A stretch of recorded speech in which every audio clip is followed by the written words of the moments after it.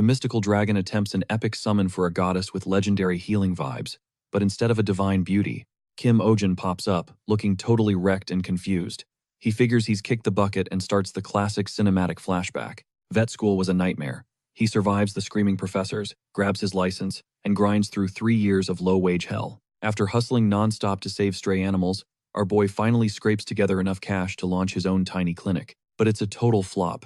0 customers, broken signboard, just sad vibes. One night, drowning in debt and staring at the ceiling, he reflects on his messy life when he hears a weird noise. Before he can even blink, bam! He's teleported to a cave dripping in gold and magic circles. He's convinced he's landed in hell, so he demands answers. The dragon says it summoned a vet for its pet. Ojin braces himself for some Godzilla-level nightmare. But the dragon reveals a tiny, weak fruit bat named Catalyst. Talk about an anticlimax. Seeing the dehydrated little guy, Ojin instantly flips the switch to doctor mode. Name? Symptoms? How long have you had him? The dragon puffs up 1 week, basically because owning exotic pets is the current dragon trend. Ojin remembers how much he hates impulsive, trendy owners. He narrows his eyes. Is he eating right? The dragon smirks. Fresh animal blood. Only the finest. Ojin facepalms. Hard. This is his biggest pet peeve, clueless owners. Frustrated, he snaps. Fruit bats don't drink blood. Genius. That's for vampires. Catulus has been starving for 1 whole week. The dragon shrinks back, admitting he's a total newbie. Ojin tears into him. 0 research? And this freezing cave temperature? It could kill him if he wakes up. The dragon tries to argue, but I'm an ice dragon. Ojin shuts him down. Cold is cold, realizing he messed up big time. The dragon hangs his head, apologizing to Catulus. He promises to grab some fruit and send the bat back home. Grateful for the save, the beast offers Ojin 1 wish as a thank you gift. Ojin cracks a joke. Make me a filthy rich prince or a villainous heir. The dragon looks confused, but hands over his necklace. It's a legit magic pendant that grants wishes, as long as there's no evil intent. As it starts glowing, Ojin figures he's definitely crossing over to the afterlife. Panic wish. Take me back to the early days of Bitcoin. The dragon watches him vanish, then rushes to get fruit, still wondering what kind of weird goddess that was. Moments later, our boy materializes on a loud, crowded street, bursting with food smells. Is this a respawn? A possession? A fruit seller eyes his weird clothes. You, a traveler? She welcomes him to Belmore, a region famous for markets and inns. But before he can reply, chaos. A massive rabbit barrels down the street, inhaling carrots. People scramble, screaming. Ojin just stands there, stunned to see a literal monster chilling in public like it's normal. Run! That's Lord Belmore's pet, the seller screams. But Ojin spots a little girl freezing up in front of the beast. 0 hesitation. He dives in and yanks her to safety just before the creature strikes. As the rabbit lunges again, the pendant flashes. Bam! A magical blue leash snaps around the beast. The crowd gasps. Is he a wizard? The seller stares, realizing this guy is definitely not a tourist. Lord Belmore storms in, absolutely livid to see his precious pet tied up. Ojin explains it almost crushed a kid, but Belmore is in total denial. Ojin loses it. Owners who ignore red flags are the worst. He warns that the rabbit's bite could crack a human skull. The crowd silently cheers for the truth bomb. He inspects the rabbit, domestic breed, but something is definitely off. Signs of massive stress and overeating. Why is this animal acting out? He demands. Belmore crumbles. She pulls her fur out. Ojin gets real. That stress is a killer. Keep her out of crowds. Let her roam free at home for exercise. And stop spoiling her. Belmore starts crying, admitting he gets roasted for owning a rabbit. But he sees Ojin as the real deal. He snaps his fingers for the butler and hands over a bag of gold. Please, check on Elizabeth sometimes.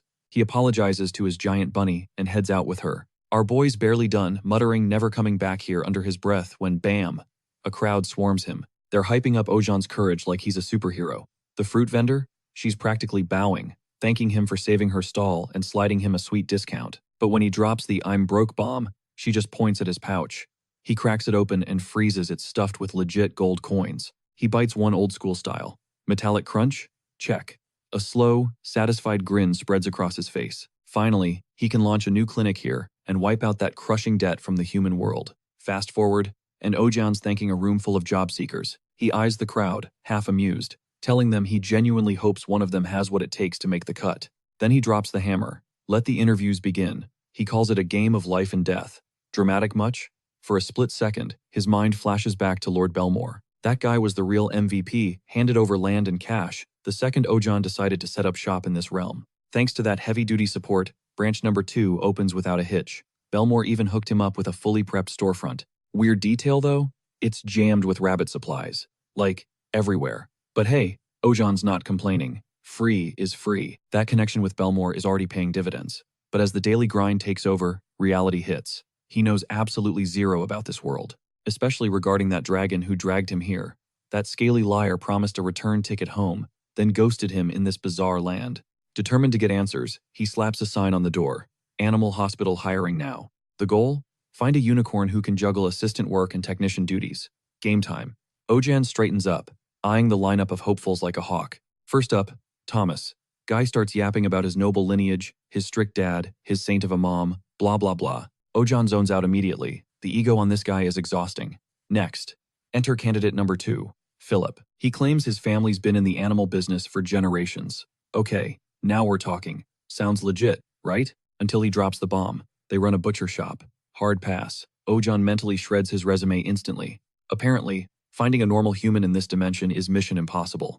Then, the third candidate steps up. This guy looks like a walking red flag, pale, twitchy, with eyes that scream, I have issues. Ojan tries to be the bigger person. Don't judge a book by its cover. But that goes out the window when the dude literally flings himself onto the floor. He starts begging like his life depends on it. Nope. Done. Ojan decides right there. Judging people by looks? Totally valid strategy from now on. Effective immediately. Before he can even kick the guy out, a young woman steps out of the queue. She doesn't say a word. Wham! She decks the creep right in the face, sending him flying across the room like a rag doll. She dusts off her hands and introduces herself. Selena, a roaming animal expert who knows basic treatments. The vibe? Total boss energy.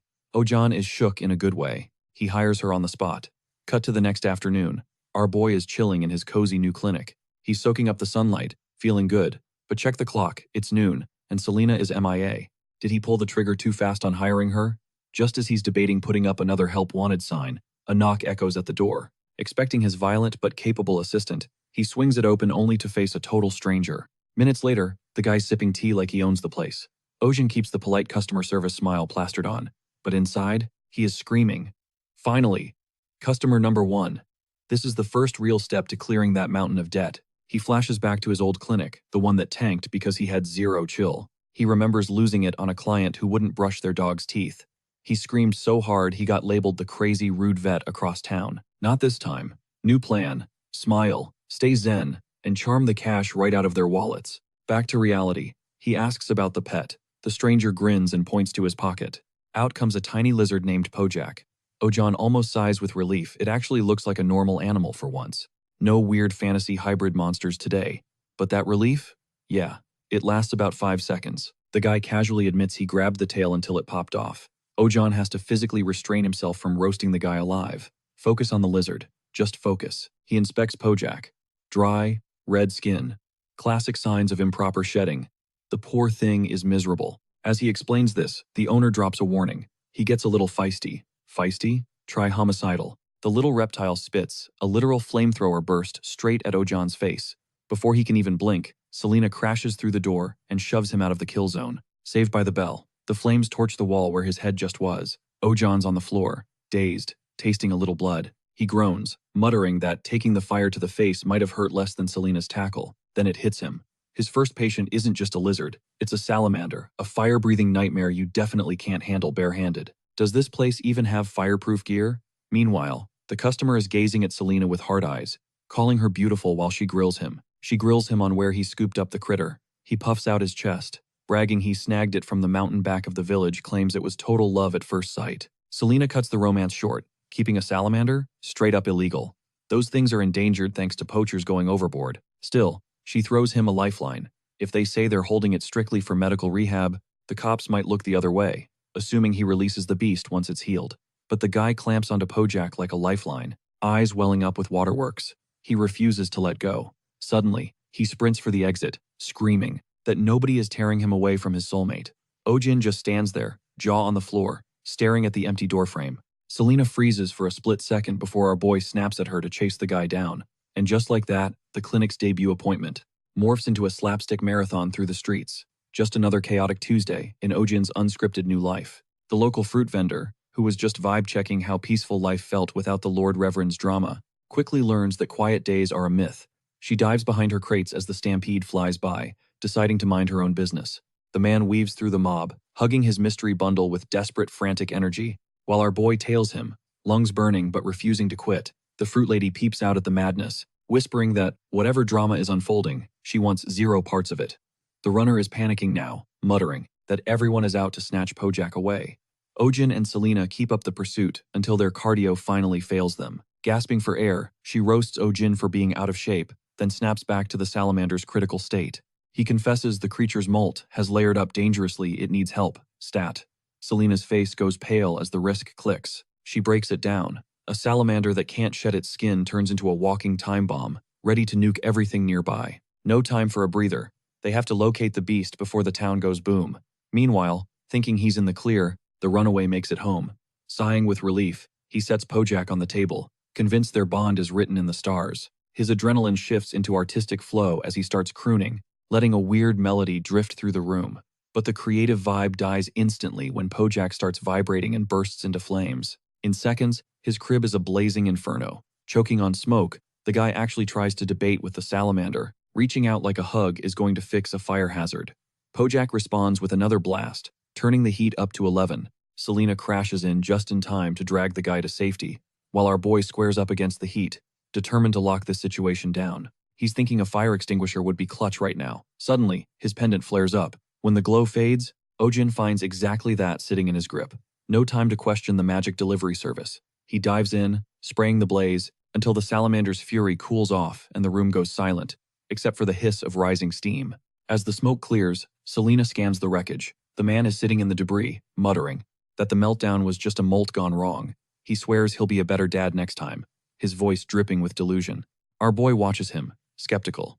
Does this guy even know what taking care of something means? Love without a clue? Ojin figures, is just selfishness wearing a fancy costume. Later in the woods, Pojak finally sheds its skin. Moments later, Selena notices it's got way more energy, while our boy is shook by its massive size. The man looks at his pet with bittersweet pride, whispering that it's time to set it free. He watches Pojak vanish into the timber, mumbling promises of eternal love that the animal definitely doesn't understand.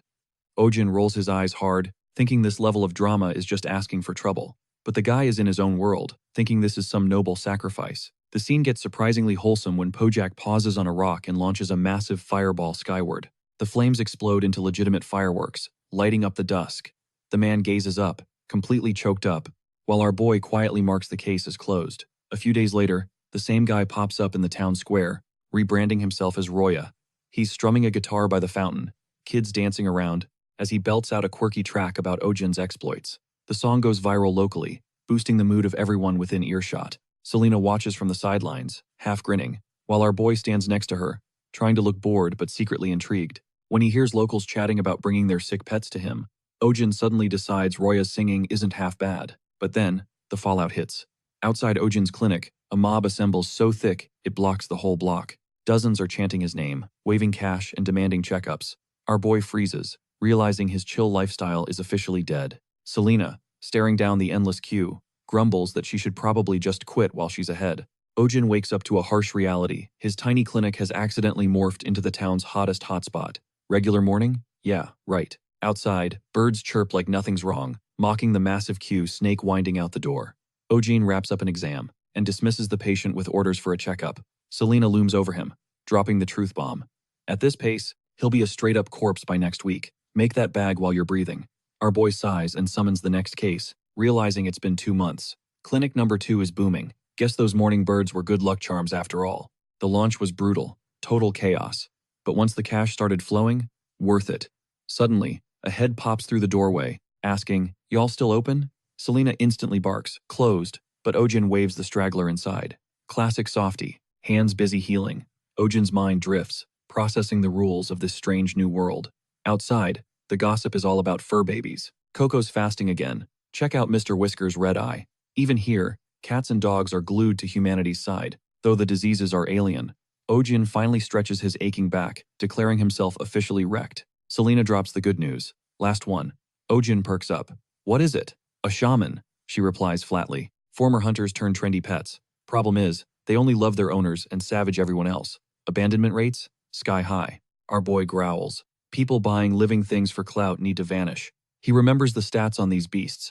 They grow chest high, packing claws and fangs designed to shred wild boars like wet paper. Watch your back, Selena warns. But the monster walks in a tiny, exhausted shaman pup, barely 2 months old. He's been limping since yesterday, the owner explains. Ojin palpates the leg. Joints this young shouldn't be failing.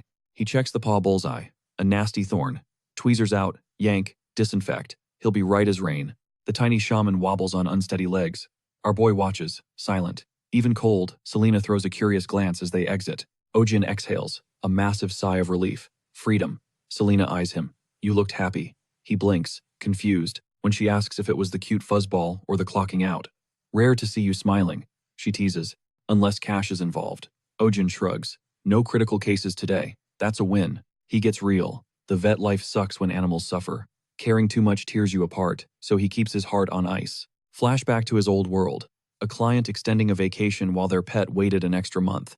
He remembers snapping at them. That was the turning point. Since then, he's been roasting bad owners left and right. Darkness falls. Sun's down, Selena notes. Ojin, thinking of the mob they served, urges her to hustle. Let's move before it's pitch black. Suddenly, a familiar face, the interview guy, appears outside, screaming for help. Ojin shoots Selena a look. Do you do exorcisms? She smirks. Only if I can punch the ghosts in the face. Suddenly, the guy crashes in, snatches our boy, and yeets him out the window. Selena stands there, absolutely shook. Cut to the forest. Ojin is face planted on the dirt. The kidnapper is apologizing profusely, rambling, claiming he didn't realize Ojin had zero cardio. Ojin gasps. Who the hell are you? Not a ghost, just a guy. I'm Schwein, he stammers. Territory civil servant. He dragged Ojin here because of the rumors, specifically, that miracle work with the Lord's rabbit. The mission? Catch a stray dog. Ojin balks. I'm a vet, not a dog catcher. Selena, materializing out of nowhere, adds, we don't do rescues. Schwein begs, you're our last shot. The T. 2 months ago, a stray claimed a strategic spot halfway up the mountain, smack in the middle of a planned hiking trail.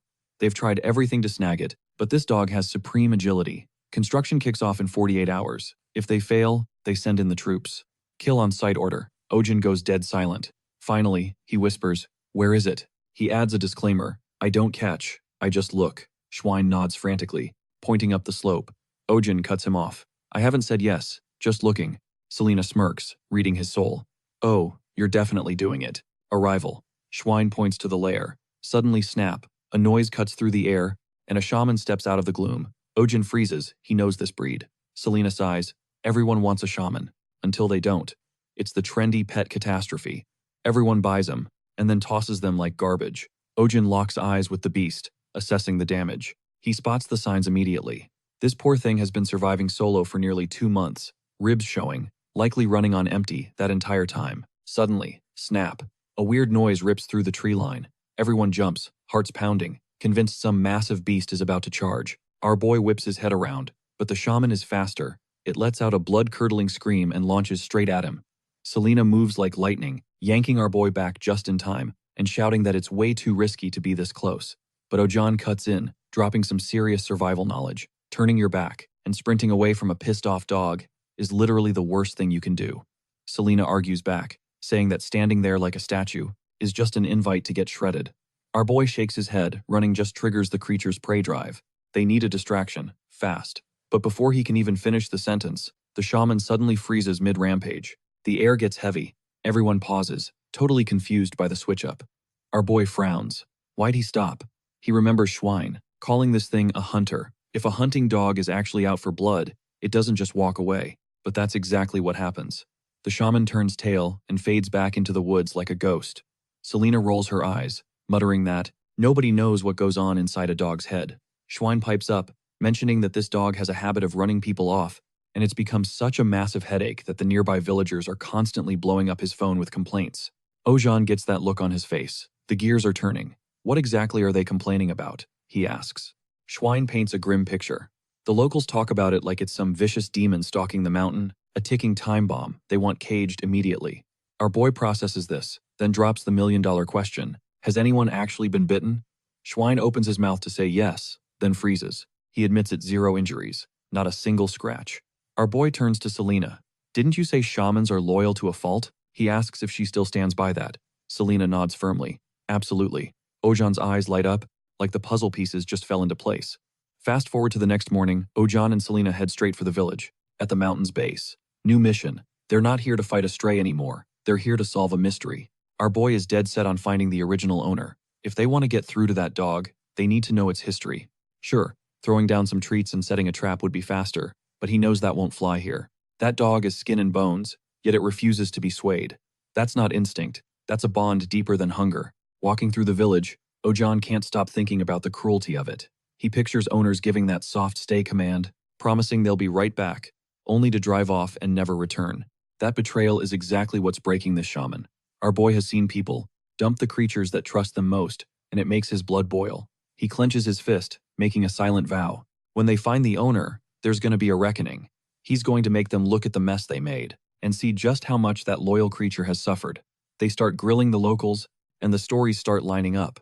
One guy mentions a woman named Gabrielle and her husband, claiming the guy can't work because of the demon dog on the mountain. Parents are terrified, banning their kids from the woods, scared of what's hiding in the trees.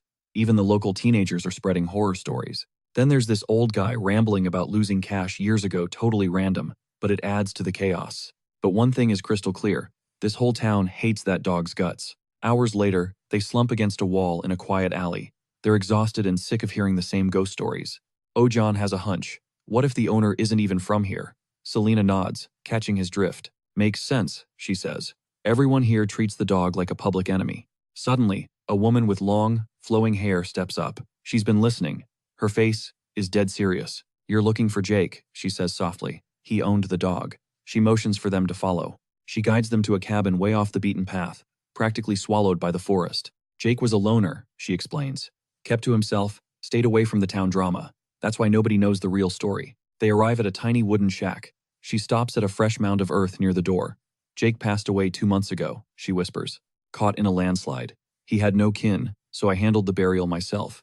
Then she drops the truth bomb. Jake didn't abandon the dog. He just never came home. She admits she tried to take the dog in, but it wouldn't leave. Her voice cracks with pure heartbreak. She's practically shattering on the floor, pleading for them to save the pup she calls Max. That desperation, it hits Ojin like a freight train. Guilt washes over him cold and heavy as he realizes he totally misread the vibe. Our boy sends up a silent prayer for Jake to find peace, swallowing his regret before locking in. He swears on everything they are getting Max out of there, whatever it takes. Cut to the tree line. Sven spots the officers and stops dead. He wasn't expecting the cavalry until the following day, figuring they must have wrapped up their last gig way ahead of schedule. He tries to buy time, suggesting they put the hit on Max on hold until sunrise, but the officers, they aren't hearing it. One of them cuts him off. Why wait? The locals already hate the mutt. Best to scrub the problem right now. He figures nobody's gonna cry if they punch out a day early. Meanwhile, back at Jake's crib, Ojin steps across the threshold and gets hit instantly by the heavy aroma of medicinal herbs.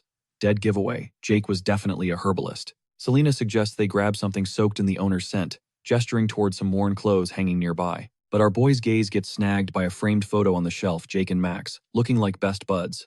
It makes him wonder what kind of tragedy befell a guy who loved his dog this much. Suddenly, Selena clocks another picture on the wall and flags it. It's a snapshot of a mandrake. She pieces it together. Jake must have gone hunting for one right after that photo was taken. Our boy remembers catching a flick about those things once. Selena breaks it down. It's the screaming plant, rare, elusive, and a nightmare to harvest. Click. They both recall that ungodly shriek coming from the woods yesterday.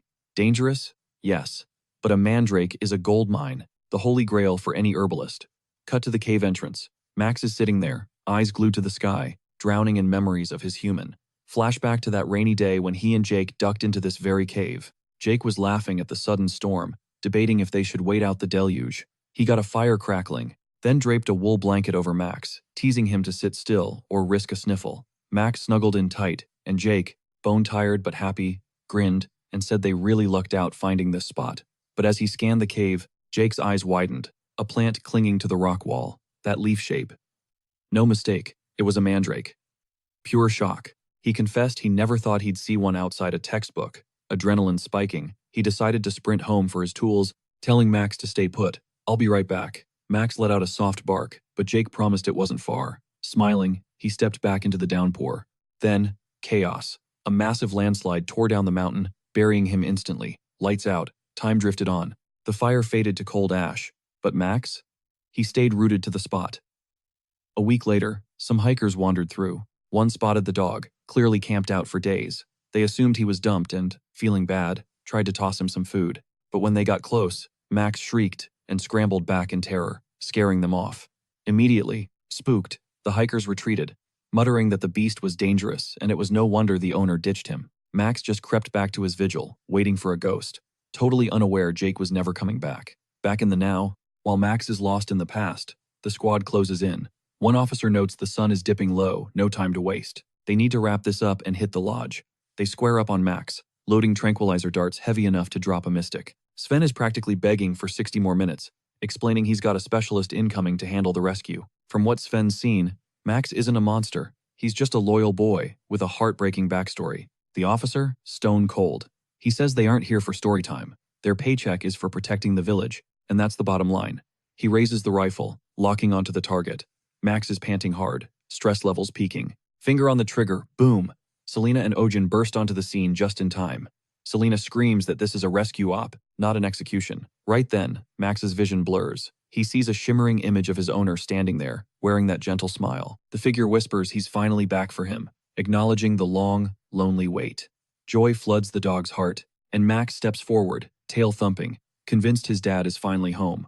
Our boy Ojin steps up, voice dialed down low, admitting he isn't the one Max waited for, but whispering, "It's time to go home, buddy." Darkness swallows the forest, where a deer is sprinting for its life, hunted by something with glowing yellow eyes slicing through the gloom. A blood-curdling shriek rips through the trees, shattering the peace. Come morning, the vibe shifts inside Ojin's clinic, interrupted by a customer bursting in, frantic for help. Our boy looks down and sees a ping-pong panda, so incredibly chonky it can barely wobble. Ojin is baffled, but the owner insists the bear is wasting away, claiming he barely eats only 7 meals a day. Ojin sighs, warning that if this fluffball doesn't slim down fast, it's bad, real bad. The owner freezes, eyes wide with denial, while our boy just waves his hand. Next, silence fills the room until Schwein breezes in, flashing that trademark polite grin and dropping a casual greeting to our doc. Seeing him instantly triggers a flashback for Ogun Max, that mountain dog who came down alone after his human passed away. Poor thing spent days camped out by his master's grave, refusing to accept Jake was gone, breaking every heart in the village, until Schwein stepped up, visiting and caring for the pup, until Max finally let him in. Ogun shoots him a look. "What brings you here? Max, okay?" Schwein shakes his head, reaching into his bag to pull out. "A mandrake?" Selena clocks something weird immediately. That root is fully exposed, hovering above the dirt, unlike regular mandrakes that stay buried deep underground. Schwein breaks it down. Jake found this little creeper before he checked out and decided to keep it as a souvenir. But trying to replant it was a nightmare.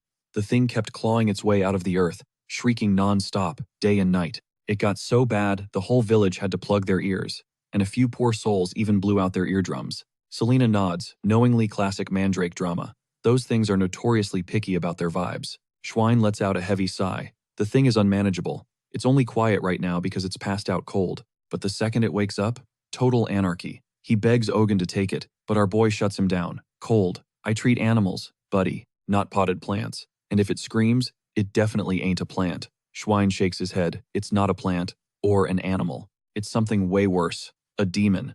Ogun rolls his eyes. "If it's a demon, take it to church, not a clinic." Before they can argue, the mandrake twitches. Schwein goes full panic mode, yelling, "It's waking up." He dumps the plant and sprints out of the clinic with his crew, leaving our boy in the dust. Ogun screams curses at their backs. He's seen people dump pets before, but abandoning a houseplant? That's a new low. Selena thinks fast, trapping the mandrake under a glass shield. "Relax, boss. These things are gold mines for medicine. Leaf to root. They can literally bring back the dying." Our boy just grumbles useless if the thing is uncontrollable. Suddenly, the creature's eyes snap open. Selena shouts a warning. "Cover your ears, it's gonna blow our eardrums out."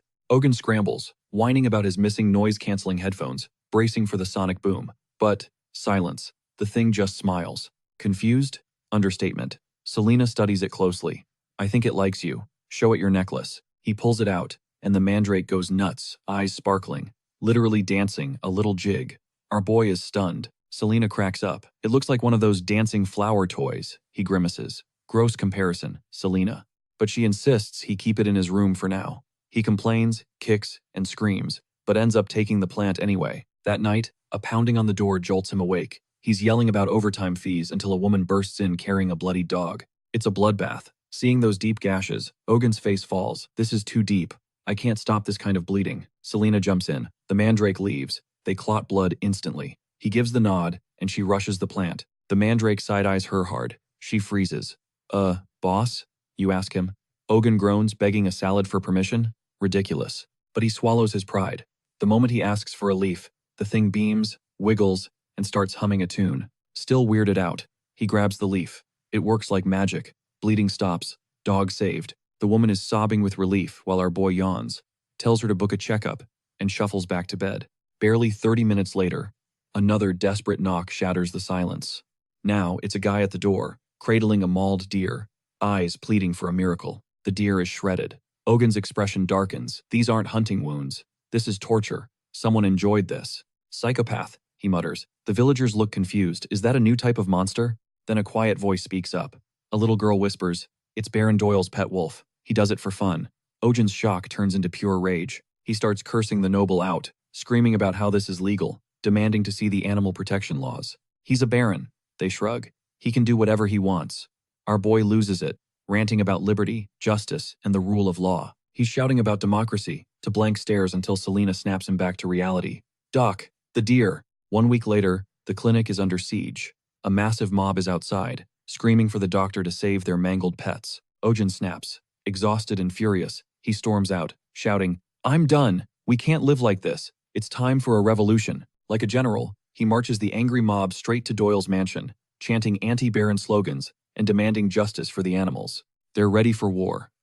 Until the Baron's guards step out and ask for our boy by name. "Damn, news travels fast," he grumbles, stepping into the light to drop his name. Expecting a fight, he's shook when the guards instantly bow down. They give him the VIP treatment straight into the castle. But the vibe shifts inside a massive bloodfang. Wolf is sprawled across the floor, bleeding out. Baron Doyle is hovering over it, an absolute wreck, begging Ogun to save his fur baby. He's promising a blank check, anything to fix him. Our boy and Selena stand frozen, eyes wide. They're staring face to face with the nightmare fuel that's been terrorizing the whole region. Fast forward a week of brutal beast attacks. The townspeople huddle up, spilling tea about some magical cryptid spotted lurking in the western forest. Word on the street? The banished wolf is toast. Now, there's a kaiju-level man-eater stalking the tree line. It leveled up from livestock to humans. Panic sweeps the crowd like a virus. Some are convinced it's game over for the village. People are packing bags to flee to the lower settlement. But the loyalists insist everyone needs to chill because Baron Doyle is on the case. He's launched a full-scale monster hunt. We're talking massive traps in the forest and soldiers patrolling 24/7. The locals are praising the Baron like he's their savior, feeling totally safe. Our boy listens to the hype, knowing it's total BS. He flashes back to the Baron, sobbing, screaming for his squad, demanding they catch the beast that hurt his baby, while his staff scramble to do damage control and hush everything up. To Ogun, this feels just like the media spin doctors back on Earth. Selena stands next to him, noticing the exhausted look in his eyes. Our boy connects the dots.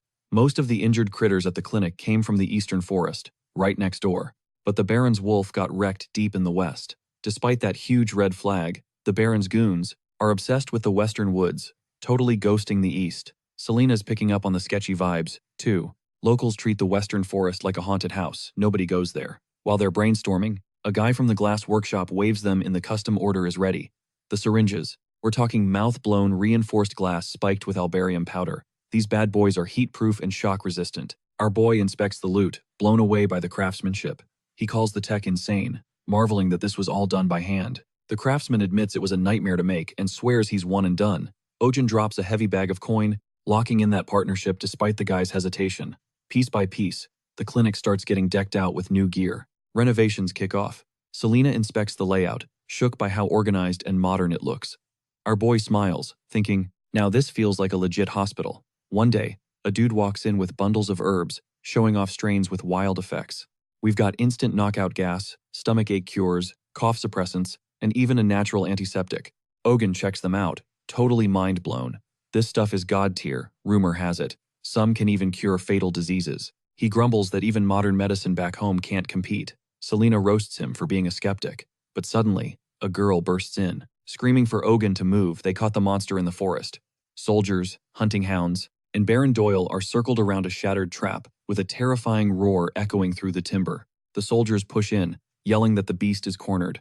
As our boy steps up, the creature's massive shadow looms, only to reveal a small, angry cat hissing at them. The whole crowd goes dead silent. The soldiers hesitate, realizing it's just a random stray. But the Baron loses it, swearing this is the exact beast that traumatized his wolf. He points at its claws and teeth like they're demonic weapons. Ogun realizes with a sinking feeling the soldiers aren't joking. They toss a net over the kitty. It's screaming and struggling, and the Baron just laughs, ordering them to burn it alive. Our boy tries to stop it, but the Baron demands a public execution. Watching the terrified animal being dragged away, our boy flashes back to his old life. A man once rushed a battered stray into his clinic, saying he used to feed it downtown, until some psycho heard it. Ogun called people like that demons he hates, animal abusers more than anything. Snap back to reality. The cat shreds the net, sending the soldiers into a total panic. While they scream to trap it again, our boy's brain lights up. He screams for everyone to cover their mouths and noses right now. He points dramatically at the cat's forehead. A scar shaped like the letter M is glowing faintly above its eyes. He drops the bomb. That's the mark of a great demon, the harbinger of a global plague. The mark of Gona, the great pandemic. Ogun goes full theater kid, claiming the cat is a demon, the literal embodiment of the plague. He spins a tale that it started with rats, then jumped to a cat that feasted on the infected rodents, absorbing their dark magic, mutating into a supercarrier. According to our boy, this kitty is ground zero for the apocalypse. Once it spreads, he warns, half the population gets deleted. The mob, already thirsty for blood. The squad isn't buying a word of it, and even Baron Doyle starts grilling our boy, poking holes in the narrative. Ogun doesn't flinch, spinning a tale about a parallel dimension that battled a similar outbreak, a world defined by masks, lockdowns, and absolute anarchy. He swears this critter might be packing demonic energy, but it's just a cub young enough to be contained. Our MC claims his world found a cure, hinting the same logic applies here. He shoots a desperate look at Selena, praying she'll play along with his bluff. She doesn't miss a beat, explaining that feline blood mixed with specific herbs could synthesize an antidote. Ogun keeps a poker face, but internally, he's sweating bullets. The soldiers laugh it off, but before the vibe gets too hostile, the Baron cuts in. He gives Ogun exactly 1 week. The mission? Heal the beast, present it at the castle, and then, a public execution. Back at the clinic, our boy collapses in relief, giving major props to Selena for her clutch acting skills. But she hits him with a twist. She wasn't lying. Technically, a cure exists using the creature and mandrake roots, but we're talking a supply chain of hundreds of mandrakes. She questions his motives, warning that if this monster wakes up fully, its power level will be off the charts. Ogun drops the truth bomb. This cat isn't the villain. He pulls up the injury records from the village attacks, noting the claw marks don't match. The size and shape are completely wrong for a cat this small. It points to a different predator entirely. Selena connects the dots immediately. Magma, Baron Doyle's pet wolf, is the real slasher, and the cat was just throwing hands in self-defense.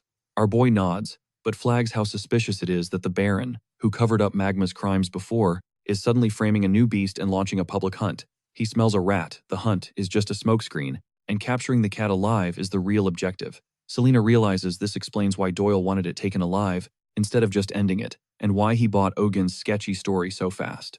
The jab at his lying skills stings our boy, but he refocuses on the cat's condition. That forehead scar ain't natural, and the old markings on its legs scream long-term abuse. He vows to expose the nightmare this creature survived. Selena studies him, realizing he's not the cash-grabbing vet she pegged him for. There's a genuine tenderness in his hands. Until, bam, our boy aggressively snuggles the cat, burying his face in the fur and shouting about how fluffy it is. Welp, Selena's respect evaporates. She decides he's just a psycho, while the mandrake in the corner fumes with jealousy. Next morning, creepy wails echo outside. The villagers gather, trembling at the eerie noise. The rumor mill goes into overdrive. Our boy is battling a demon, purifying the plague's origin. In a matter of hours, public opinion flips, turning him into a living legend, a sorcerer from another dimension. They chant his name, hailing Kim Ogun as the Great Wizard. Meanwhile, totally oblivious to his new celebrity status, our boy tries to feed the cat and gets swiped across the face again. The attitude problem is annoying, but he notices the critter looks smaller. Selena observes that its size and mass have dropped over the last 3 days, speculating it's shedding demonic energy. Ogun shakes his head. It's just starving. Being hangry is fueling its rage, burning calories, and making it hungrier in a toxic loop. Just as our boy wishes for a choco snack, his chest tightens. The dragon's necklace activates. Light bursts forth, solidifying into a familiar, chocolatey treat. The snack zooms right into the cat's mouth, and it starts munching happily. Ogun sighs, feeding it with pure affection, while Selena watches, absolutely shook. As the beast eats, the scar on its forehead begins to glow. Selena freezes, the pieces of the puzzle falling into place. This was never just a cat. It's a monosaurus, the horned lion, a mythical beast that ruled when dragons vanished and mana ran wild. They were considered sacred, their horns bringing rain to deserts and light to the void. Their hearts were literal mana generators, and that forehead horn was the divine antenna for all that power. But touching them meant instant death. After the Great Mana Famine, their numbers crashed, forcing them to disguise as common cats to survive. Even weakened, they kept that divine pride, untamable by humans except for one being, the spirit of healing. Back in the room, the cat finally takes a dump, and Ojin cheers like a proud dad, rewarding it with more choco. Selena, still skeptical, questions the wisdom of feeding it demonic treats. Cut to nightfall. A spy reports back to Baron Doyle. Check this out. The kitty is chowing down like a total angel, while our boy cradles it like a newborn baby. But Baron Doyle? He isn't buying the cute act, straining to hear his soldiers whispering in terror. Their vibes are off the charts.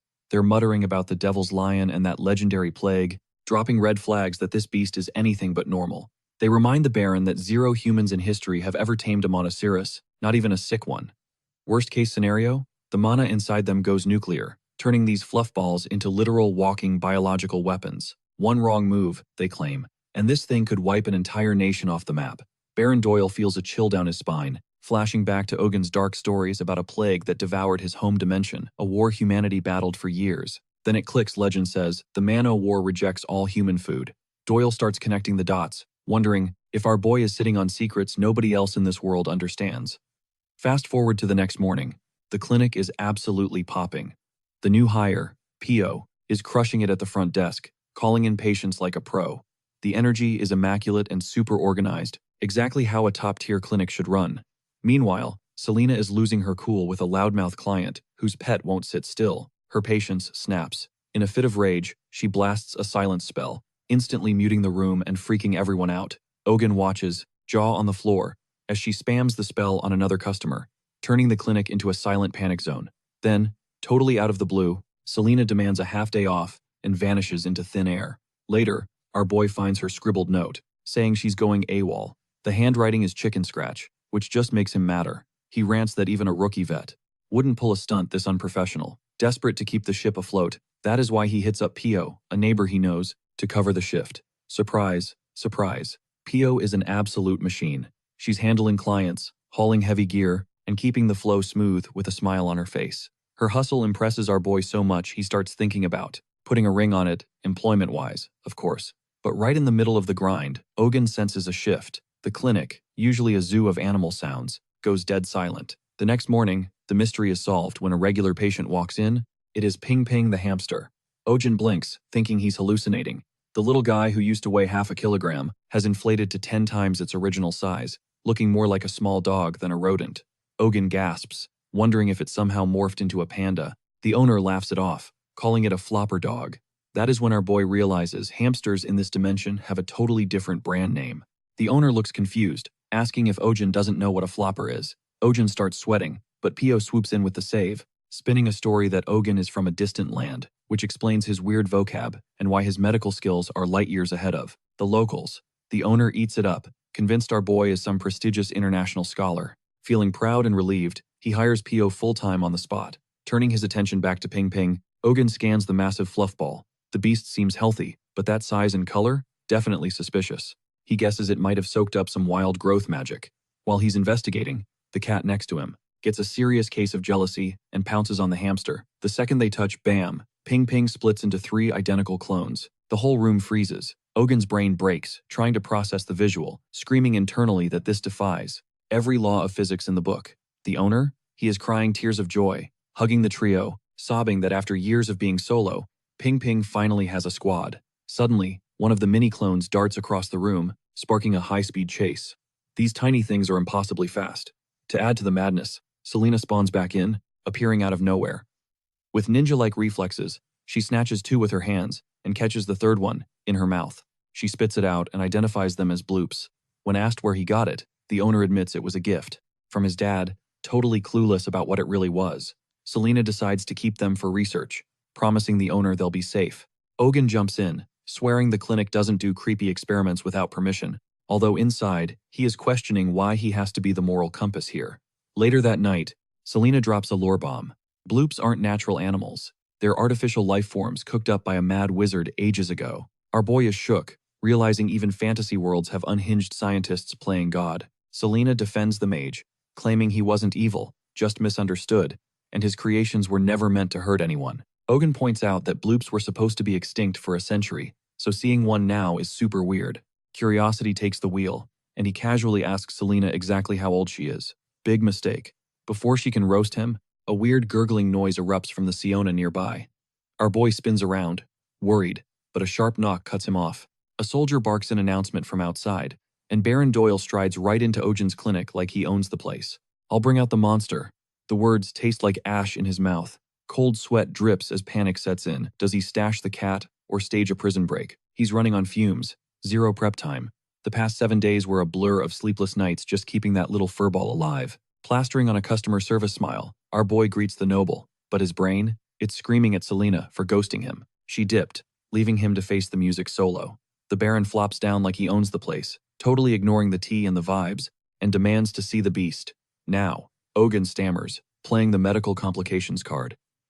Treatment's not done yet, sir." The Baron's eyes go cold. Doors are open, aren't they? That means the job is finished. Time to freestyle. Our boy spins a wild yarn about a botched exorcism, creating a mysterious soul imprint, binding him and the cat together forever. The Baron's goons exchange side eyes, they ain't buying it. "This kid's losing it," they mutter. He can feel the lie crumbling like wet paper. "Pivot!" He flips the script. "Speaking of cats, why is there another black one rotting in your dungeon, Baron?" Bullseye. The noble flinches. Ogun doubles down. "You're plotting a bait and switch with an innocent stray, aren't you?" Triggered and defensive, the Baron gaslights him hard. "Lies. Those village attacks? That's on your incompetence, not the beast." Wrong again. Our boy drops the truth bomb. "The real killer is your pet wolf." He whips out a medical chart. "See these claw marks on the victims? That's a perfect match for a wolf, not a cat." One goon snatches the receipt's rip, shredded. He laughs while our boy grinds his teeth in frustration, silently cursing that this dimension doesn't have cloud backups. Suddenly, a heavy hand shoves Ogun out of the way and reaches for Shionja. Hiss. The cat swipes, drawing blood. Our boy's brain goes into overdrive. Summoning a steel carrier screams suspicious, and weapons just escalate things. He grips the pendant at his throat, debating the nuclear option. Using its power could blow his cover forever. But before he can pull the trigger, crash! The door flies open. Enter the cavalry. Selena and a tall, white-haired dude, radiating main character energy. "Stand down." The command hits like a whip. The Baron's face drains of color. He knows that world tree crest. The monocle. The swagger. That's Killian, head of the Supreme Inspection Agency and guardian of the Etherian Order. Big league. The Baron stutters a greeting, trying to save face with a snide comment about royalty visiting a dump like this. "Excuse me?" Ogun bristles at the shade thrown at his clinic, but bites his tongue. Killian cuts through the noise. "We received a distress signal regarding an endangered divine beast." Our boy is shook. This guy is literally glowing like a 4K movie character, stepped into reality. So that's where Selena disappeared to. She steps up, handing the cage to the boss man, and realization hits. "Check the ears," pointed. Selena was an elf the whole time. "Careful, sir," she warns. "It's spicy." Killian whispers an incantation. Whoosh. A sphere of azure mana wraps around Xionja. The kitty floats, weightless. Killian zooms in on the nasty scar on its forehead, noting, it matches a World Tree branch cross-section. The signature of a mana extractor, illegal tech, used to vampire drain sacred beings. His chill vibe evaporates. He turns on the Baron, eyes blazing. "Did you sever the Monoceros's horn?" The noble shakes like a leaf, stammers a denial, and then Zoom bolts out the door in a panic. Our boy watches in awe, realizing that even the high and mighty nobles bow to elves here. It's kind of a rush. Killian muses. Only a handful of legendary weapons could inflict damage like this. He promises justice will be served and turns to Ogun. "Thank you for shielding this little one. We'll take it from here." But Xionja has other plans. Crack. The cat shatters the magic barrier like glass, bolts forward, and buries itself in our boy's arms, terrified of letting go. The elves are stunned. A divine beast. Cuddling a human? Xionja clings tight to Ogun's necklace, trembling. Killian's eyes lock onto the pendant. Click. Recognition. He whispers to his squad. So the rumors were real. And this changes everything. Our boy sweats under the gaze. It gives him flashbacks to a professor eyeing him for a miserable grad school program. Even Selena is giving him a weird look. Finally, Killian makes a call. "Keep the cat. Protocol says I drag you both to headquarters for interrogation, he explains. But since Selena vouches for you, you're good. Selena just shrugs, looking totally over it. Our boy stares, wondering how she stays so chill through all this chaos. Killian weaves another spell, conjuring a delicate necklace. The charm settles around Xionya's neck, pulsing with a soft glow intended to jumpstart the creature's drained power. It's a stand-in for that missing horn.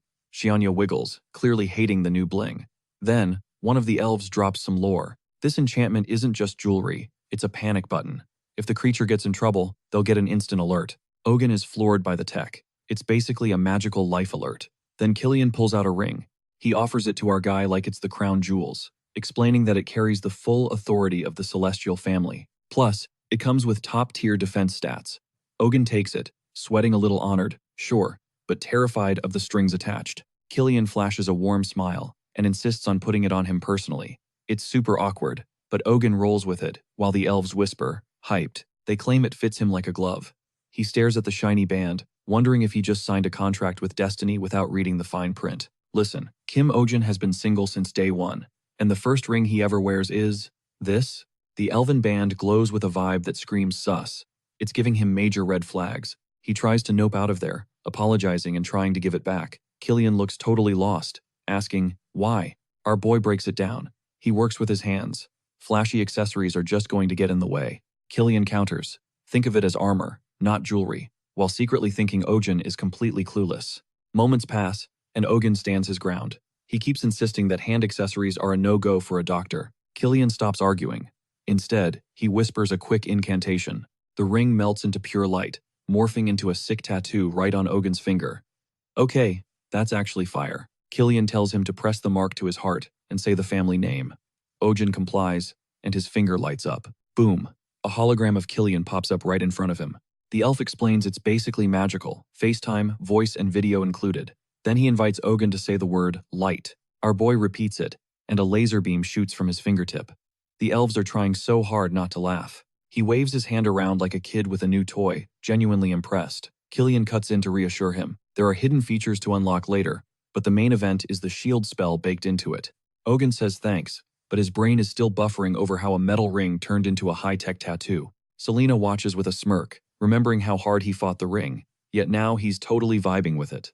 Killian eyes the necklace Ogun is wearing. When Ogun drops the bomb that it's from a dragon, Killian's face changes. The elves are shook. Everyone knows dragons ghosted this world 1,000 years ago. Ojin nods, he heard the rumors too, but explains he healed a dragon's sick pet back in the day. As payment, the dragon gave him the necklace and a ride home. Instead, he got yeeted into this world by accident. Realizing these guys are magic pros, our boy shoots his shot. Can any of you send me back? Before he can even finish the sentence, the three elves go wide-eyed and drop to their knees. They start chanting to the spirit of healing, thanking the stars for the honor of meeting him. Ojin freezes. Wait, do they think he's a god? He starts waving his hands. No, you got the wrong guy. He's just a regular human victim of a dragon's GPS fail. And the pet? It wasn't even that sick, just neglected. But Killian ignores the details. The point is, he's wearing raw dragon power. Ojin grumbles that he only took it as travel compensation for getting kidnapped across dimensions. Killian grabs his hand, dead serious. He explains the world is on the brink. Mana, the battery of life, is dying. It's fading fast. Since the dragons dipped, the energy tanked, and the divine beasts vanished with it. The world is literally withering away. If this keeps up, the next generation is toast. To fight this, the big shots formed the Etherion Order, a squad dedicated to saving the mana. Their goal? Restore balance. Our boy zones out, thinking, so, a magical EPA? But Killian keeps going. He mentions an ancient legend about the spirit of healing, a savior wearing dragon power around their neck, who would rescue the world. Suddenly, every eye locks onto Ogun. He points at his own chest, like, me? Killian nods slowly. They've been waiting centuries for him. Our boy tries to explain one more time that this is a huge mix-up. Too late. The elves are already bowing down, swearing their lives to the spirit of healing. The Celestian Fesho family and the Etherion Order are fighting over who gets to bodyguard him. Ogun feels the pressure, crushing his chest, mind racing. He wants to scream BS, that the dragon who dumped him here was totally losing it. Inside, he's roasting the creature, wondering what kind of sick cosmic prank this is. Cut to the next morning. Divine drama fades into the 9-to-5 clinic grind. A client walks in clutching a flying fish. That's grounded. No lift. Ojin runs the diagnostics. Nutrition stats are green. Verdict: old age. The owner's face falls. She's desperate, asking for a hack, anything to get it airborne again. Ogun keeps it real. Aging is the one thing you can't cure. It's a wrap. She hesitates, then spills the tea. Her bedridden dad is obsessed with these things. He used to raise a whole school, but since he got sick, they dropped like flies. Now, only Lumi is left. It was her mom's proposal gift decades ago. Flashback. When Dad proposed, he released Lumi into the night, fins glowing like a legit star. Back in the day, flying fish were basically living lanterns, huge hits at every festival. Ojin thinks proposing with seafood is major cringe, but Selena clarifies it was peak romance back then. The owner gives a sad smile. Yeah, times changed. After her mom passed, her dad crashed hard, and now he's a hermit, pouring all his energy into this one fish. He dropped a bomb on her recently. If Lumi stops flying, he's checking out too. Ogun feels the heavy vibe, like the last leaf hanging on before a blizzard. Selena? Zero chill. Just go buy a fresh one. Ojin is floored by her lack of empathy. The owner tears up, begging Ojin to fix Lumi, to keep her dad from spiraling. But Ojin's stuck on repeat. Lumi is perfectly healthy. She's just a senior citizen. Magic can't rewind the clock. The owner isn't hearing it. Lumi needs to fly, or her dad dies. Even though Ogun explains it's biology, not a bug, he realizes just how dangerous these emotional bonds are. Even in a fantasy world, pet owners are dangerously attached. Some starve themselves when their pets get sick. Others want to be buried with them. It's toxic love. Suddenly, Killian crashes the scene, demanding a promise. Before Ojin can even process, fade to black, eyes snap open. Just a nightmare. Morning hits, and Ogun greets Pio, who instantly clocks the zombie bags under his eyes. She admits she pulled an all-nighter too. She assumes he's stressing over Lumi, the grounded fish. He denies it, but she drops a theory. Maybe the fish isn't old. Maybe it's running on empty mana starvation. She remembers flying fish glowing dimmer. As the world's mana levels tanked, less mana in the air meant no lift for the fish. It clicks for Ogun. It's literally climate change, but with magic. The ecosystem is crashing. He flashes back to the elf, calling him the destined savior. No pressure. Selena jumps in, confirming the theory. It's not just fish. Animals everywhere are fading. What looks like aging or mystery sickness is actually mana deficiency. Her proof? Monoceros. That dude used to be a lion. Ogun looks at Sionia, his tiny cat was a lion. He tries to picture a massive lion grooming itself like a house cat. Brain blast. He asks Pio, what sickness hits the fish guardians? She answers, brittle bones, easy fractures. Ogun pivots to Selena. What's the standard prescription? She rattles off Bloomroot for bones, Bloodroot for pain, plus some fillers. Side effects? Fatigue and numb nerves. Selena shrugs. Bingo. Ogun realizes that's the real problem. He needs a countermed. Selena says it exists, but it cancels the pain meds. Ogun doesn't care, he needs the recipe. Selena jerks a thumb behind her. The ingredient is the mandrake. He walks up. The mandrake makes a sour face. Ogun tries to be chill. Just need a few leaves, buddy. The plant lets out a scream so loud the whole squad, Selena, Pio, and Ogun, grabs their ears in pain. Then the scream turns into sobbing. Ogun is frustrated. Pio whispers, it feels neglected, because you've been obsessing over Sionia. Ogun admits he has zero plant skills. Just name it, Pio urges. He stalls, and the mandrake wails harder. Defeated, he blurts out, fine, you're Kim Mandel. The sobbing plant suddenly pulls a 180, grooving like it's at a rave. Ojin snags 2 leaves, totally weirded out by how clingy and affectionate the wildlife is in this dimension. Selena's lurking in the background, analyzing the vibe. Let me see that chain, she demands, snatching the necklace to run a quick inspection. Looks like standard jewelry to her. But the second she wears it and reaches for Zionja and Mandel, they hiss and snap total don't touch me energy. Okay, so it's biometric or something, Selena figures. It's locked to you. How do you even trigger the magic? Ojin shrugs. I just focus. My chest gets all tight, like a pressure buildup, and then whoosh, the energy dumps out. It's linked to your heartbeat, she realizes. Ojin adds, yeah, and when I touch it, these guys swarm me like I'm a walking all-you-can-eat buffet. He pops open a churu stick for Shionja, and the creature goes feral for the treat.